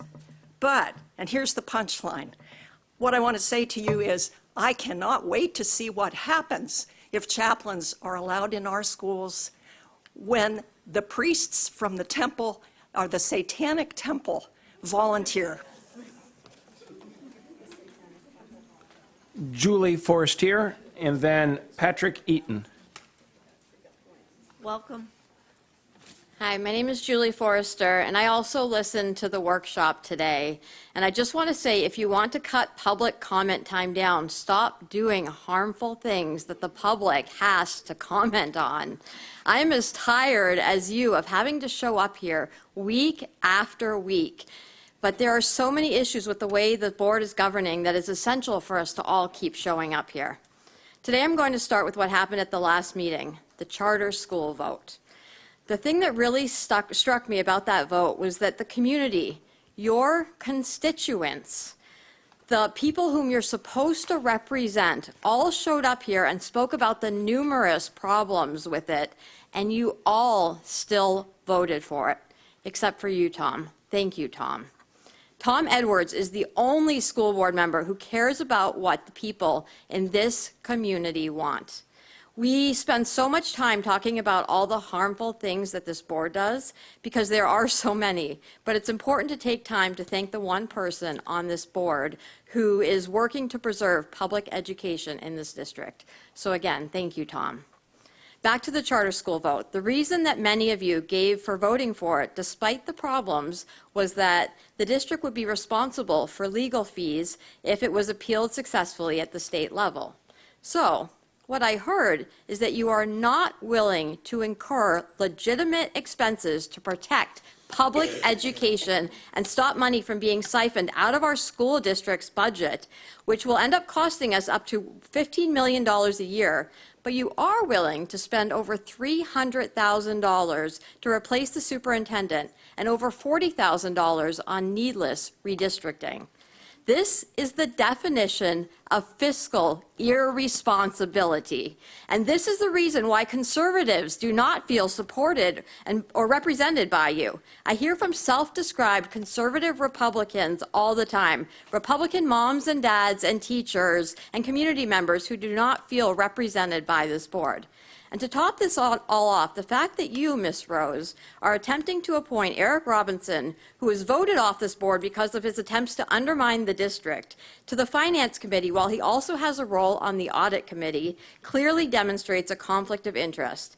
It is yet another example of the extreme fiscal irresponsibility that has become commonplace on this board under your leadership, Mrs. Rose. I want you all to hear me very clearly. Your constituents do not feel represented by the decisions you are making. Thank you for uniting us in a bipartisan movement that is working to save public education in Sarasota.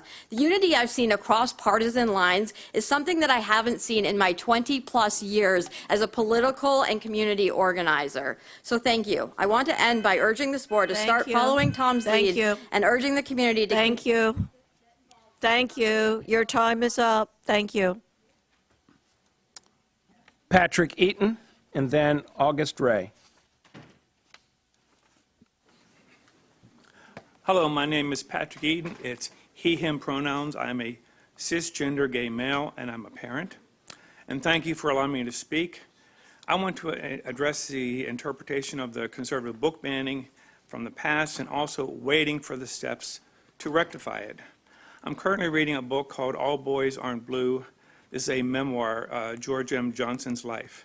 The book was banned. It's like banning him. It's banning his life.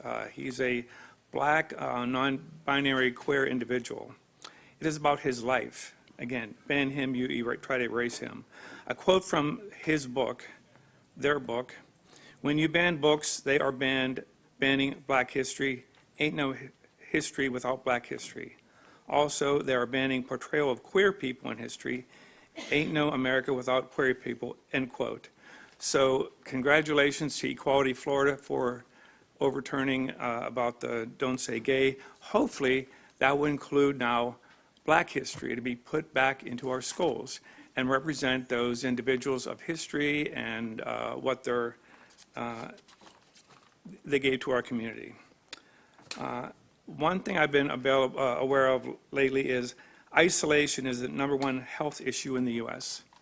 So marginalizing people, put them at risk for isolation. I'm the president of the P-Flag chapter in Port Charlotte, but we cover Northport and Venice and Englewood and Punta Gorda. So it's support for BGLTQ parents of children or friends.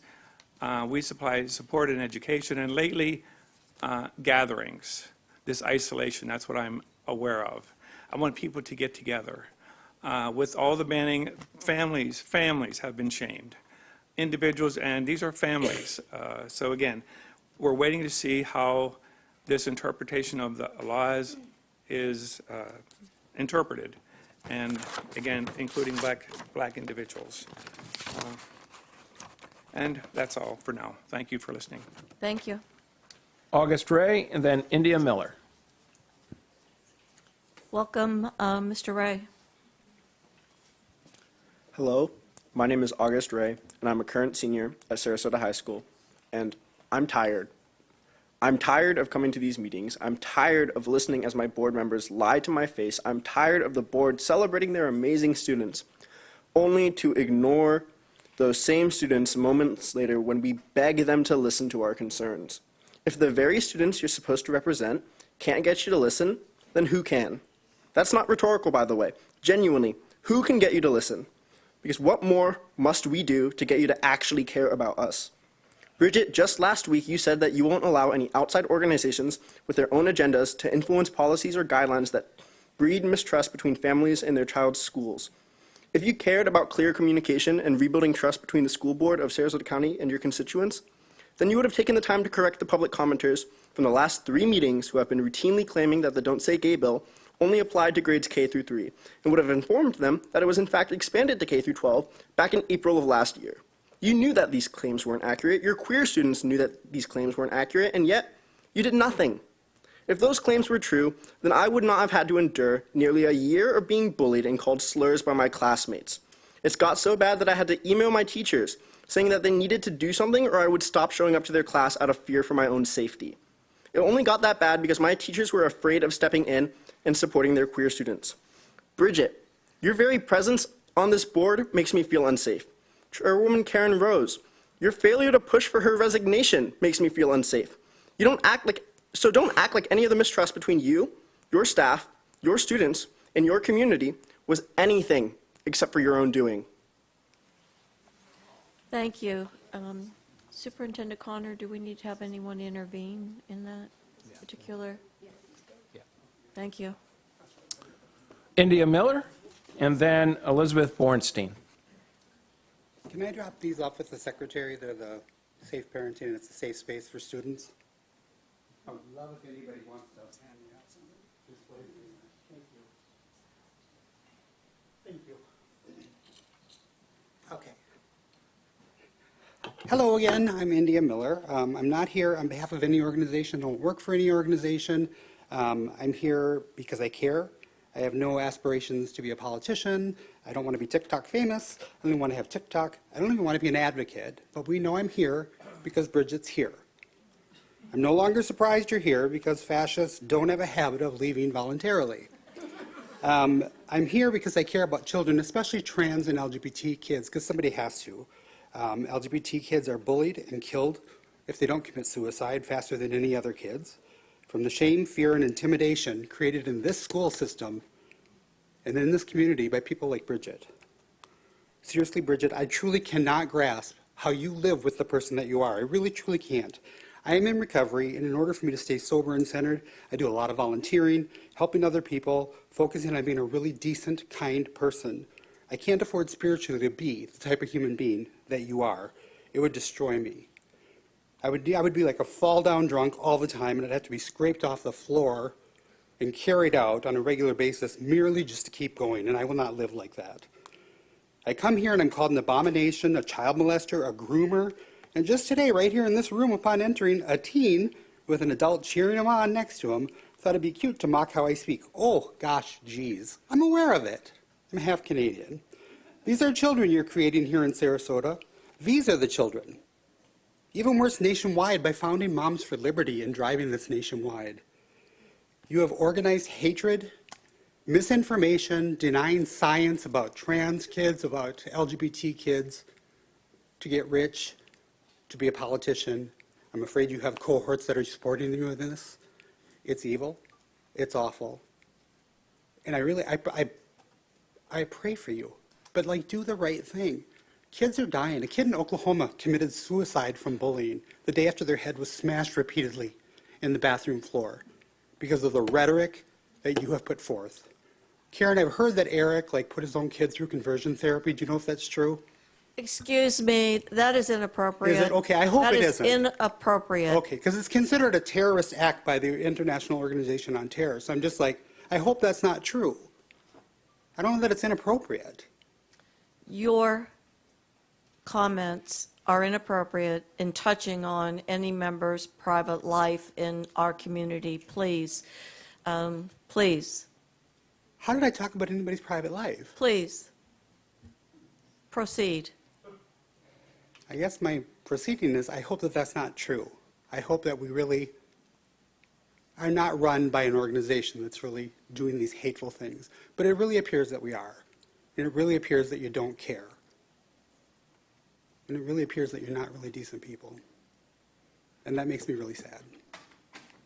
Sorry if I attacked anybody's personal life. I truly wasn't aware that I did. I got to stick to my speeches because I wander. But just be better human beings. Thank you. Elizabeth Bornstein, and then Carol Lerner.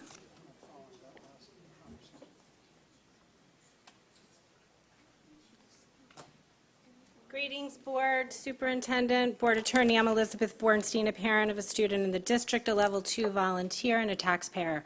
Mr. Connor, you said something about that the school district is hiring. It would be great if you could hire me as an SCS advocate, just making time to follow the matters of this board and advocate for my child and other students. It's like a full-time job. It's near impossible to get here, especially for 3 o'clock meetings. I devote this time to help hold the space for other parents who can't be here, as well as myself, who struggles to get here and follow. It's just really hard to follow.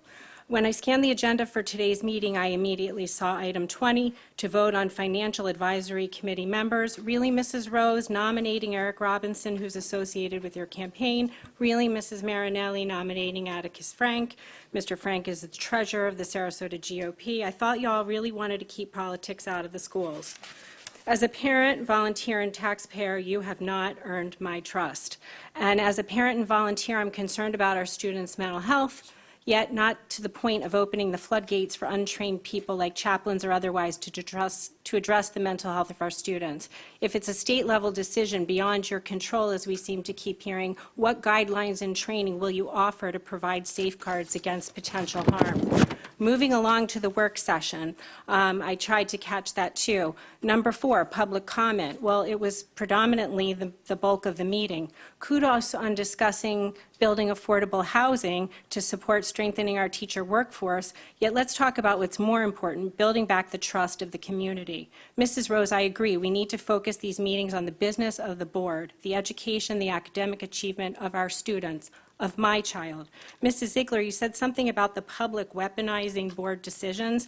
The irony of you even discussing public comment, which is completely a runaway train and out of hand because the dysfunction created by you, also Mrs. Rose, the superintendent firing, Vermillion Consultants, Character Ed, redistricting, and your most recent family drama, Mrs. Ziegler. If you really wanted to support functional board meetings, you would have stepped down or at least taken a leave of absence. You can now focus on trying to suppress information that's being disseminated to the public. You just can't get out of the media, and yet you continue to chastise the media. So let's talk about transparency. Transparency is the way of overcoming the dysfunction on the board. It is the key element of functional school leadership.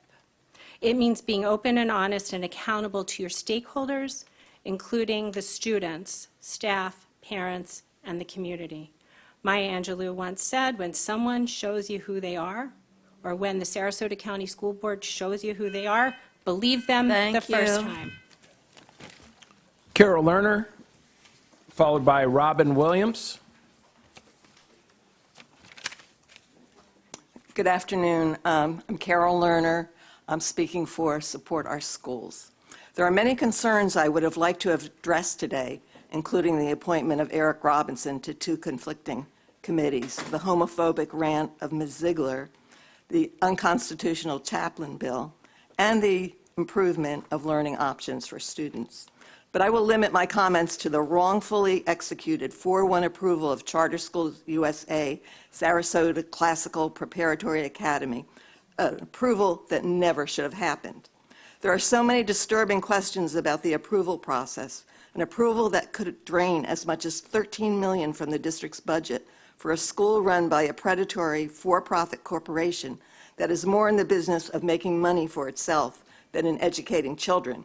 Here are my concerns about the application's approval process. First, why were school board members and the public notified of the application only 1 week before it was first heard at the February 20th workshop and 3 weeks before the vote, even though the application had been received by the school district on December 13th?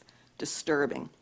Second, why didn't Karen Rose heed Tom Edwards' request for a separate workshop to discuss this application more thoroughly? The board spent a total of 94 paltry minutes in discussion, 66 minutes at the February 20th work session, and 28 minutes at the March 5th school board meeting before the vote. Outrageous. Third, why did the district's charter review committee conclude that, quote, the application meets all of the statutory requirements when so many questions raised by the CRC were left unanswered or weak answers were accepted at face value? Why didn't the CRC complete a site visit to the already existing Charter School USA school at Welland Park, especially since noted the huge discrepancy between projected enrollment and actual enrollment, and a lot of talk about it not doing very well?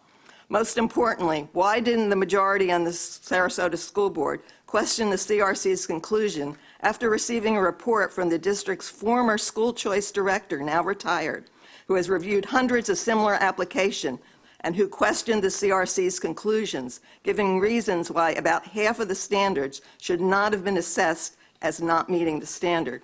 She said that there were statutory good cause for a denial of the application. Support Our Schools calls on the Sarasota School Board to initiate an independent investigation into the entire process of this application. While we understand we can't legally rescind the vote, the community and the board needs to understand what went wrong so that we never repeat this again. We also need to engage in careful site-based oversight of the Charter Schools USA schools, both the new classical school and the existing Welland Park School. Currently, we have a situation, thank you, Karen Rose, where we give a welcoming sign to Thank you. Your time is up. Excuse me. Robin Williams, Sally Sells. Welcome, Mrs. Williams. As an American and a Jew, I don't want chaplains counseling in public schools. HB 931 is a dangerous violation of the separation of church and state and fails the Lemon Test. It doesn't have a secular legislative purpose. It advances religion and is an excessive entanglement of government with religion. It's also a tragedy and lawsuit waiting to happen to have uncredentialed individuals counseling psychologically vulnerable students. At the last board meeting, the sole voice against approval of what should have been a failing charter school application was Tom Edwards. Chair Rose refused his request for the board to meet and deliberate on CSUSA's multi-million-dollar predatory scam. Our charter review committee under Millie Wheeler never did an on-site inspection of Welland Park Prep to ascertain the veracity of CSUSA's previously stated claims. They were wildly off in their student projections of 615 when they only had 259, for which their website only showed 8 teachers or over 32 kids per teacher. When I called, they said, oh, that can't be. It hasn't been updated. Literally an hour later, the website's teacher numbers suddenly doubled. Clay County's Charter Review Group did an on-site inspection of a CSUSA school and found many discrepancies. As a high school teacher who wasn't afraid to give an F on a paper that demonstrated major misconceptions, misinformation, along with copying and pasting, I'd like to know how our Charter Review Committee managed to check off meets the standard when most standards were clearly not met, and major misconceptions, misinformation, copying and pasting were clearly evident in their application. They even had a map from a neighborhood in Sarasota Sarasota in South Carolina instead of where the proposed Sarasota school would be sited? Should we trust these so-called experts who multiple times in their mission statement don't know the difference between tenants and tenants? Things they should have learned in elementary school? CSUSA is just a money-making scheme for John Haig's financial empire. He never put his own kids in his crappy schools.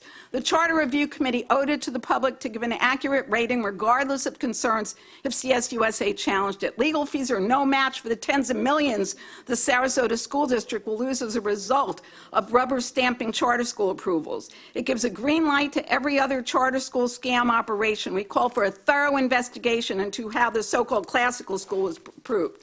Ms. Rose has made a serious error in appointing Eric Robinson, who has multiple financial conflicts of interest. How can he serve as the CPA for the Audit Selection Committee while be appointed to the Financial Advisory Committee, not to mention being Rose's campaign treasurer? Yes, the same Prince of Dark Money, Robinson. And shame on Ms. Ziegler, who now gaslights her victims attacking Equality Florida. That's beyond chutzpah. It's shameless, as we say, ashanda. Thank you. And the last card is Sally Sells. Hello, my name is Sally Sells. I'm the mother of a fifth grader in the Sarasota County School District. First of all, let me apologize to the school board. Last week, I did lose my temper and patience at the last school board meeting. I just saw red when the school board voted 4-1 to approve the charter school application. And when Mr. Eno said words along the lines that their hands were tied and they had to do what Tallahassee told them, I couldn't hide my disgust and my anger got the best of me, so I apologize. That being said, once I heard the words from Ms. Ziegler at the end of the meeting, I was thankful that I was no longer in the room, as my head may have exploded. How dare you, Ms. Ziegler? I just cannot comprehend your level of audacity. How dare you say Equality Florida is here raising money from these school board meetings and that they are the ones politicizing this school board when you have done just that? Equality Florida is here just trying to help and support some of the more traditionally marginalized members of our community. And if it wasn't for you and your ilk, they probably wouldn't even be here. Ms. Ziegler, you're the one who has politicized this school board. You're the one who has used your position to benefit yourself. You're the one who started Moms for Liberty with the help of money from Koch brothers. You're the one going on Fox News. You're the one going on Steve Bannon's show. You're the one hanging out with Proud Boys and Mike Flynn. You're the one who are training people who align with your beliefs to run for school boards. Well, at least you were until they decided that they weren't that into you. You're the one profiting from your position in this school board. We see you, we hear you, and just like you, we are not going anywhere. When the news of what you and your husband do in your private lives broke, I had friends, one in particular that speaks at these meetings, called me. They were upset for you. They felt you were a victim of circumstance, and deep down you were a good person who was being manipulated and controlled by her husband. I told her not to waste 1 ounce of sympathy on you, to not waste any of her energy giving you any of her empathy, and I assured her that you have shown us exactly who you are and we should believe you. And your words at the end of the meeting last time proved me right. Moving on, Ms. Rose, I do not understand how you can think we wouldn't have noticed the conflict in interest in nominating Eric Robinson to both boards. I wasn't that familiar with him, but like an earlier speaker, I did a quick Google search, and I was floored that you couldn't find someone without as much baggage to nominate. But we are all aware at this point of the grift corruption this school board is putting on full display, from redistricting to the firing of Mr. Asplin and everything else in between. Sarasota County could lead the way for public education. We could show the rest of Florida how Tallahassee is actually hurting our students and harming our reputation around the country and the world, and truly make a difference. On the final note, please do not allow chaplains to be in our public schools. Be leaders and do the right thing. Thank you. Mr. Enos. That concludes public comment. Superintendent Connor, if you can look at revisions to the agenda. I know you've shared some. If you could reiterate, please. Yes, Madam Chair. An addendum was added to item 7, which is the instructional and classified personnel report. Item 16, Finance Advisory Committee, has been moved to new business, and item 17, Audit Selection Committee, will be moved to a future agenda. Thank you. Moving to approval of the consent agenda, do I have a motion? Move to approve consent agenda as amended. Second. There's a motion and a second, and seeing no comments or Questions, please vote.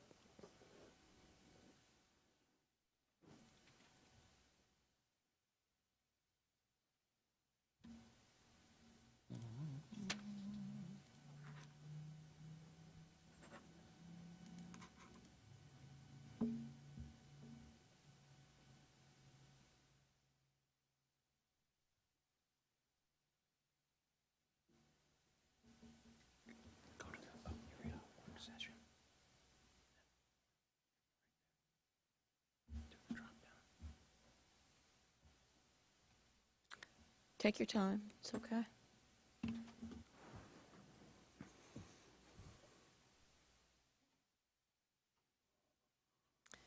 The consent agenda as amended is approved unanimously.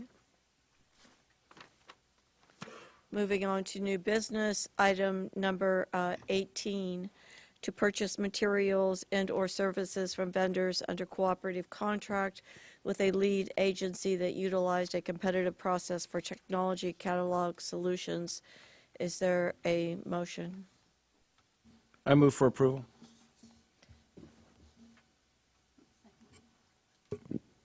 Second. There's a motion and a second. Seeing no comment or questions, please vote.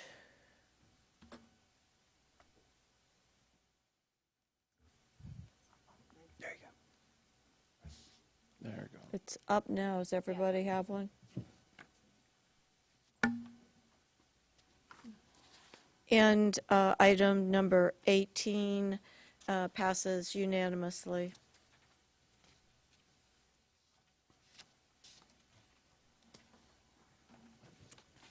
Item number 19.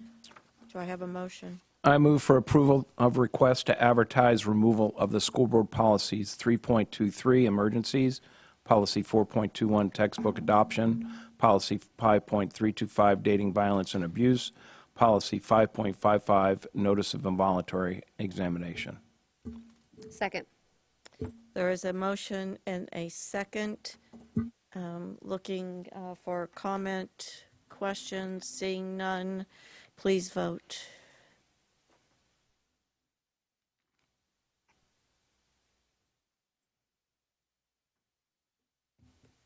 And item number 19, to advertise removal of school board policies 3.23, 4.21, 5.325, and 5.55 passes unanimously.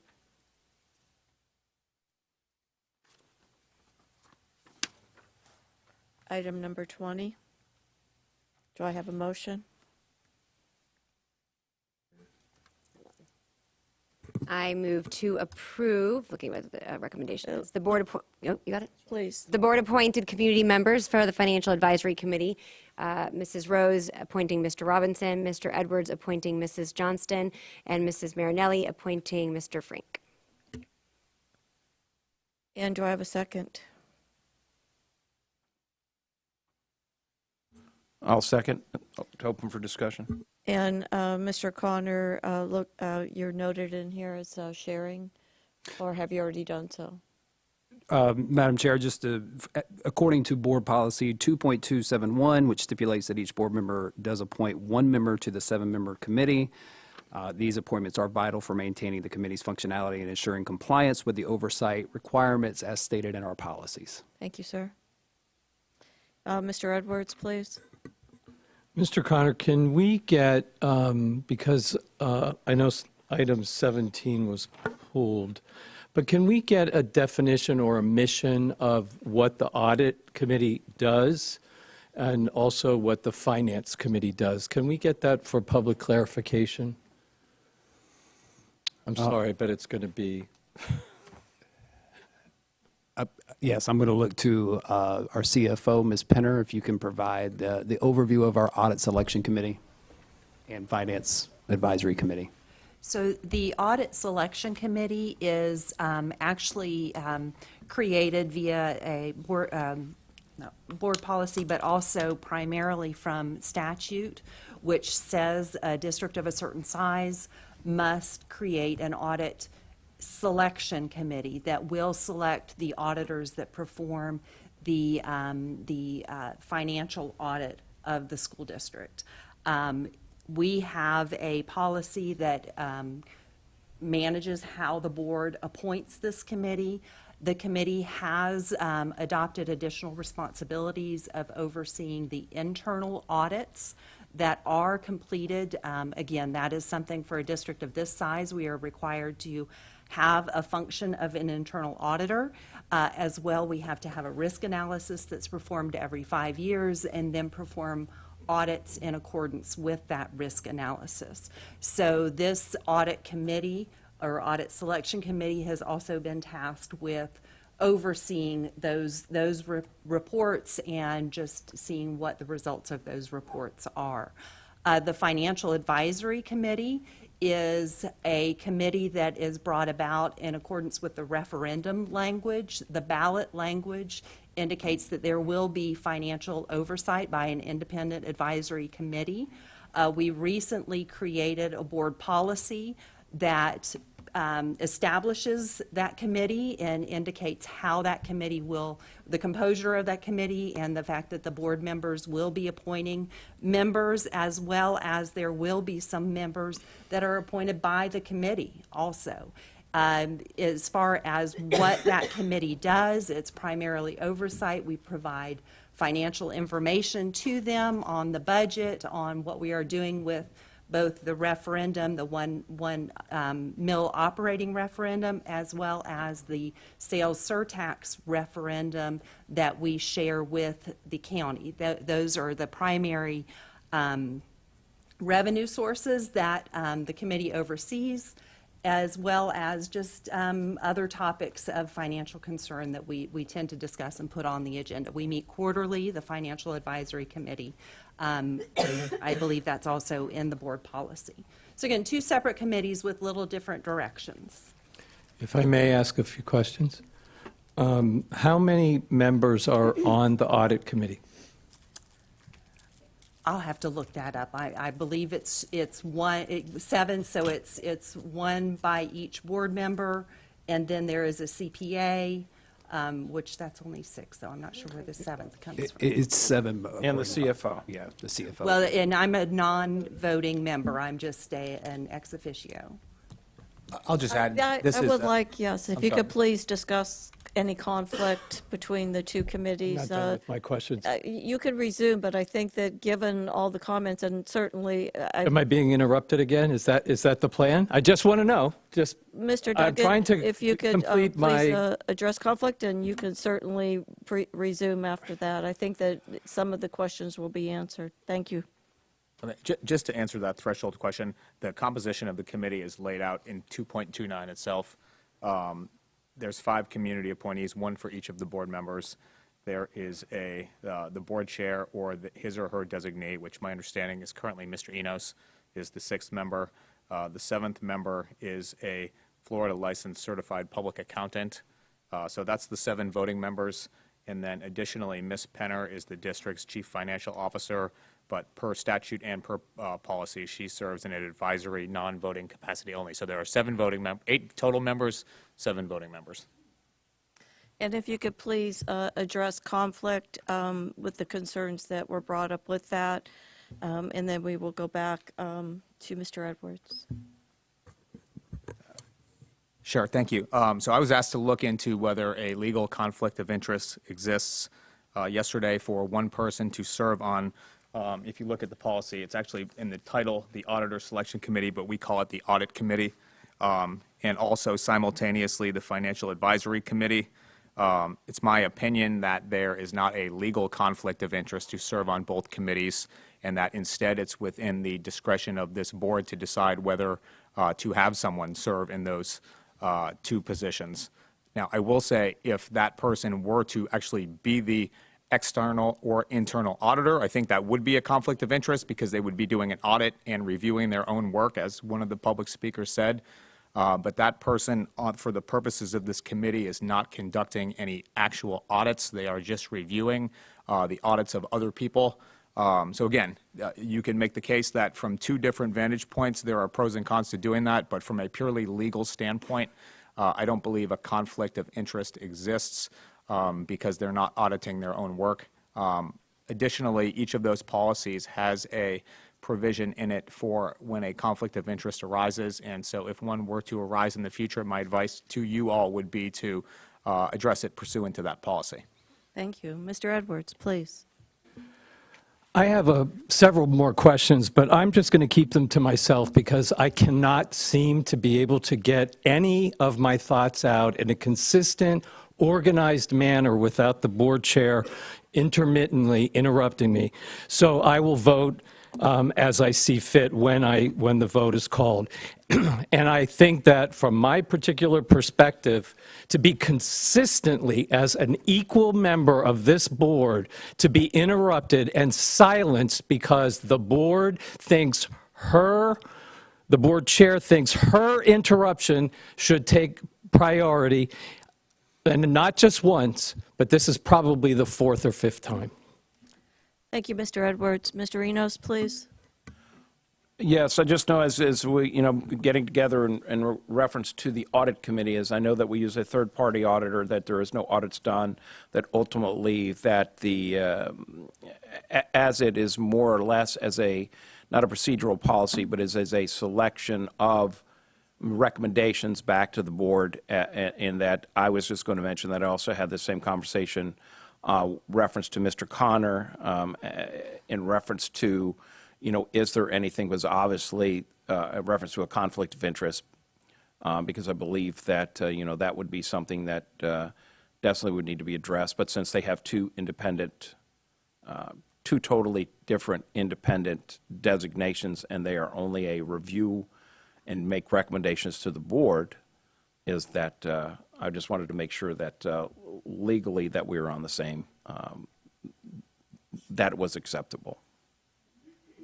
Mrs. Ziegler, please. Yes, thank you, Madam Chair. No, I would, so right now we're voting on the Financial Advisory Committee, just to clarify. And I appreciate we were able to clean up some of the language in the policy because I think there wasn't really a very clear path that existed a couple years ago. I will say Mr. Robinson had previously, years and years ago, served on the Financial Advisory Committee prior to him serving as a board member, and did very well. We're very fortunate to have a lot of people who have served on the Financial Advisory Committee for quite some time over the years since its creation, and it is a volunteer position, and we welcome their expertise. But I just wanted to highlight that because I think that might oftentimes be overlooked. There are a number of statements made, but I think it's important to highlight that. He had previously served years ago and had done without issue and was very helpful. The audit committee, as mentioned, completely separate function, and Mrs. Penner did a good job explaining the statutory requirements, which really dictates a lot of that decision making. So I will be supporting this. Thank you, Mrs. Ziegler. Any further comments, questions? Seeing none, please vote.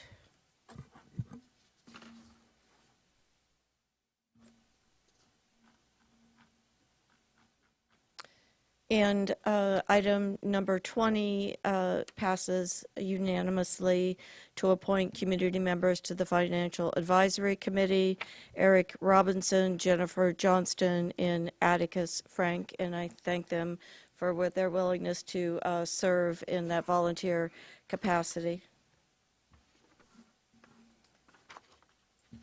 And moving to board member comments. Mr. Edwards, please. I didn't plan to have this comment. I have two, if I'm allowed to have both at the same time, number one and number two without being interrupted. I'd appreciate that. Number one is, I don't honestly, from sitting up here on the dais, feel supported by the lawyer here. I don't feel supported by my board chair or my fellow board members, and I'm an elected official, and I don't know where else to go. I have pointed out on several occasions that this board chair consistently has interrupted me and prevented me from completing my comments. So from outside help, whether because I'm not getting help from my lawyer sitting here that is the board attorney, and I've had these conversations, and nothing seems to get done. I've had several conversations with Mr. Connor, who tells me, and I believe him, that he's tried to have conversations with the chair, but I don't know where else to turn other than the ballot box, which is coming up this August, but I don't know where to get the appropriate relief for this problem. Number two, which is what I plan to speak of. I thought our evening, or our student representative, and the conversations that we had about students, continuing education, and Gulf Gate Elementary was outstanding. And there was a little ring that I wrote down. I really wanted to go to an impact review. I missed out on it, and I will make sure I get to the next one. And I'm excited to hear the great work, aside from all the public comments and all of the drama and all the nonsense that happens on this dais, the work that's actually happening in the schools is why I'm a school board member. Keep up the good work. Mrs. Ziegler, please. I have a couple comments. I wanted to, I know earlier in our workshop we had a conversation about public comment, and in the break I had thought through and had talked to some people about what other places in our community have done, and I did, this is, again, since I know we wanted to expedite it, but this is the only time we're going to meet, and I don't want to have a special meeting for public comment. So one thought, because I really have, as you could tell, and Mr. Enos, it looked like he did too, we really didn't want to have it come to a conclusion as far as time. I still have heartburn about reducing time in general. I think there would be a way to alleviate that, as we mentioned, through a motion. However, I wanted to propose a compromise. I know that Mr. Edwards had brought this up, and I would agree. Over the years I've said this, that I do believe separating the two does afford a best practice, although historically, recently, it really hasn't illustrated that. Again, something else that was mentioned, we were talking about the cards and the signature cards, and there was also a mention of, I think it was Venice, that they do, they prioritize, everyone has the opportunity to speak, if I recall, but they prioritize city residents, for example. And I remember I'd be concerned about how do you verify that? We want to make things seamless, what have you.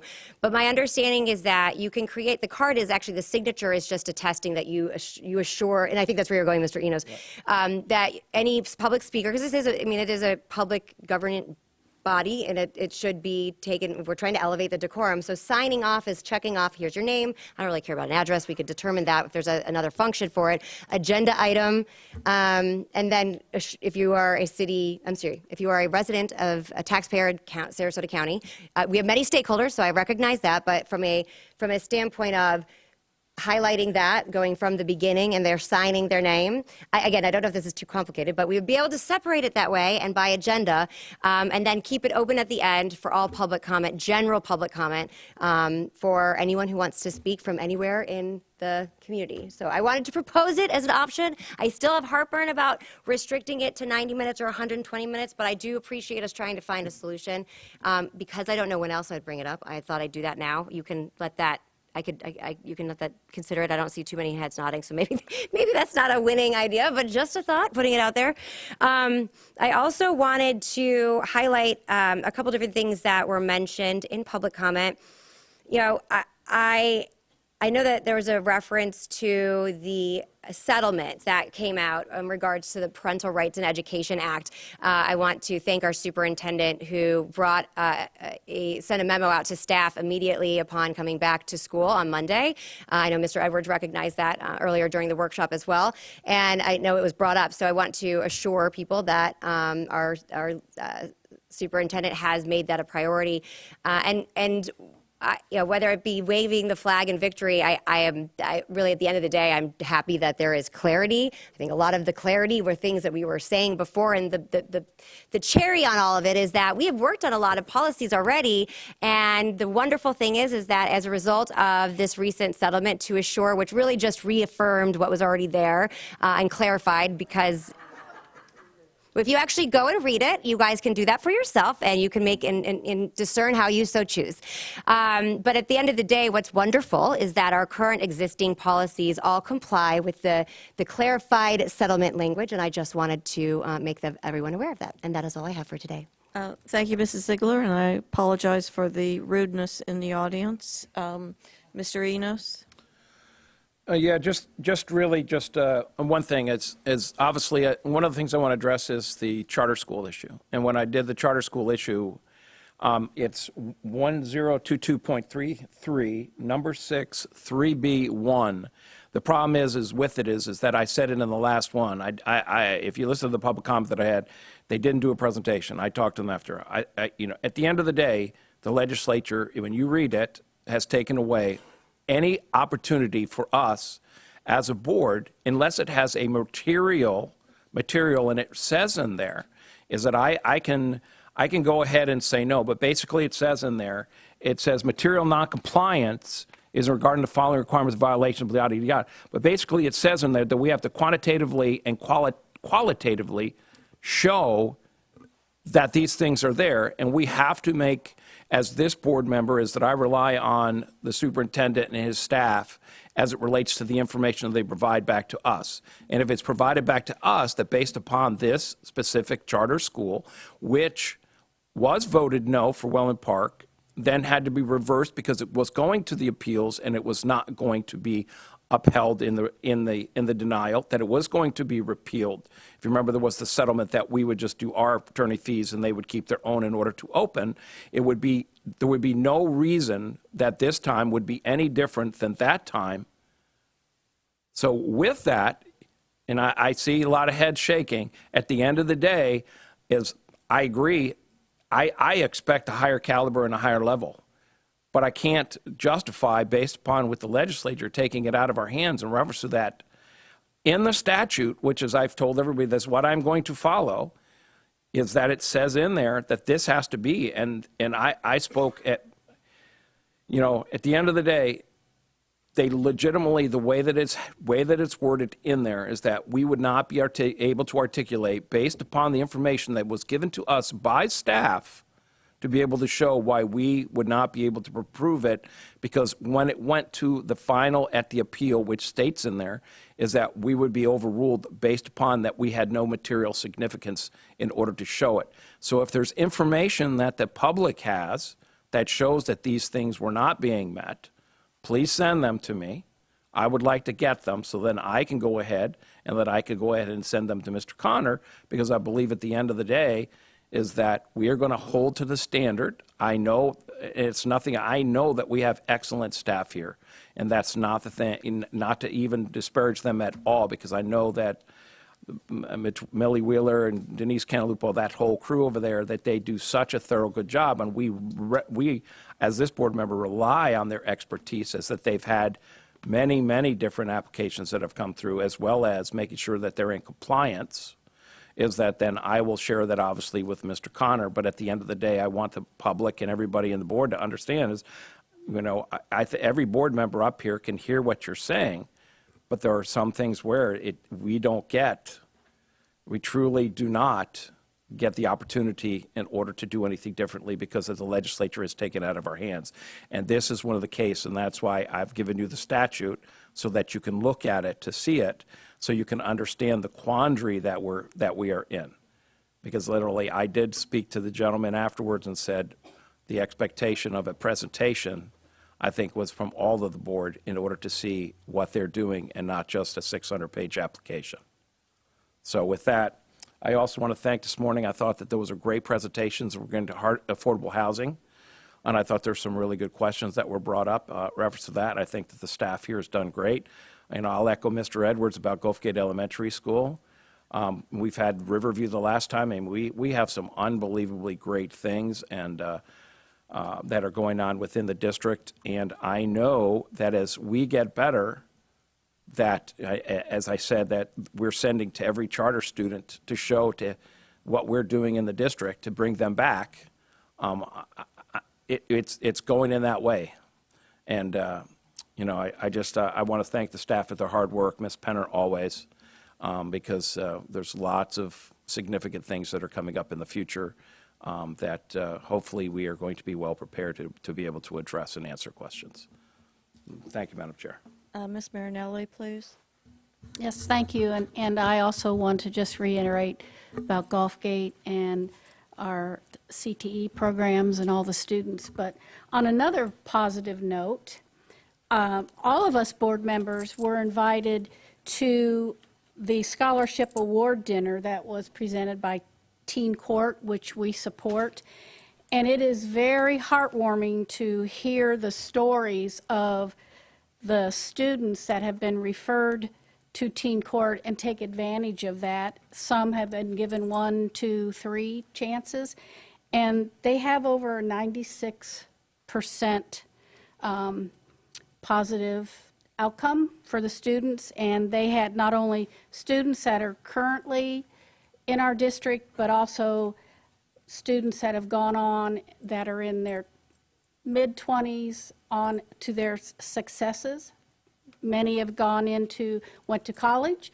Many chose the career path, and they're very successful. So I just think that the public needs to know that the wonderful things that this school district does support, and Teen Court is one of them. And when I believe they're going to be meeting with Mr. Connor soon, and he and I have talked that I continue to support that, because anything that gives our students a chance to be successful, get second chances, and become productive citizens, this individual board member will be supporting. So thank you.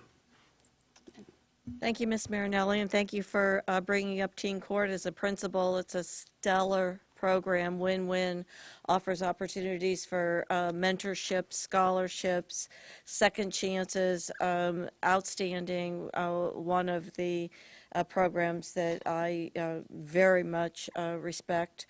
And I'd like to thank my colleagues today, legal counsel, superintendent, staff, and our guests that came in to talk about housing. I thought it was a very thorough work session that I learned a lot, and just very much want to once again recognize Grace Community Church family for an incredible contribution to pay the debt that was incurred for students and lunches. That is phenomenal, and thank you on behalf of this board from the bottom of our heart to Grace Community Church family. Mrs. Ziegler? Thank you. I just wanted to highlight one more thing, and because I don't want to, Mr. Edwards, you made some comments, and I can understand, having been on this board before, where you felt like there was a ideological tilt. I know that as chair, I worked very hard to try to assure that everyone had an opportunity to speak forward. I think that you're entitled to your opinion, but I didn't want to go without citing that I think that I don't know what the private conversations that you have with council or the superintendent. I just want to share my experience has been for years, even the former general counsel, even the former superintendents, it is a very challenging job to balance 5 strong personalities and try to do so with integrity and without bias. And I believe very strongly that both our superintendent and our council has provided that at the utmost and highest level of professionalism. And I would be remiss if I didn't highlight that. And I would concur. As well as I. Thank you both for your work. It's a great day, and I see no further comment. Have an announcement of the next board meeting is scheduled for Tuesday, April 2nd at 6:00 p.m. Seeing no further requests to speak, this meeting is adjourned. Thank you all.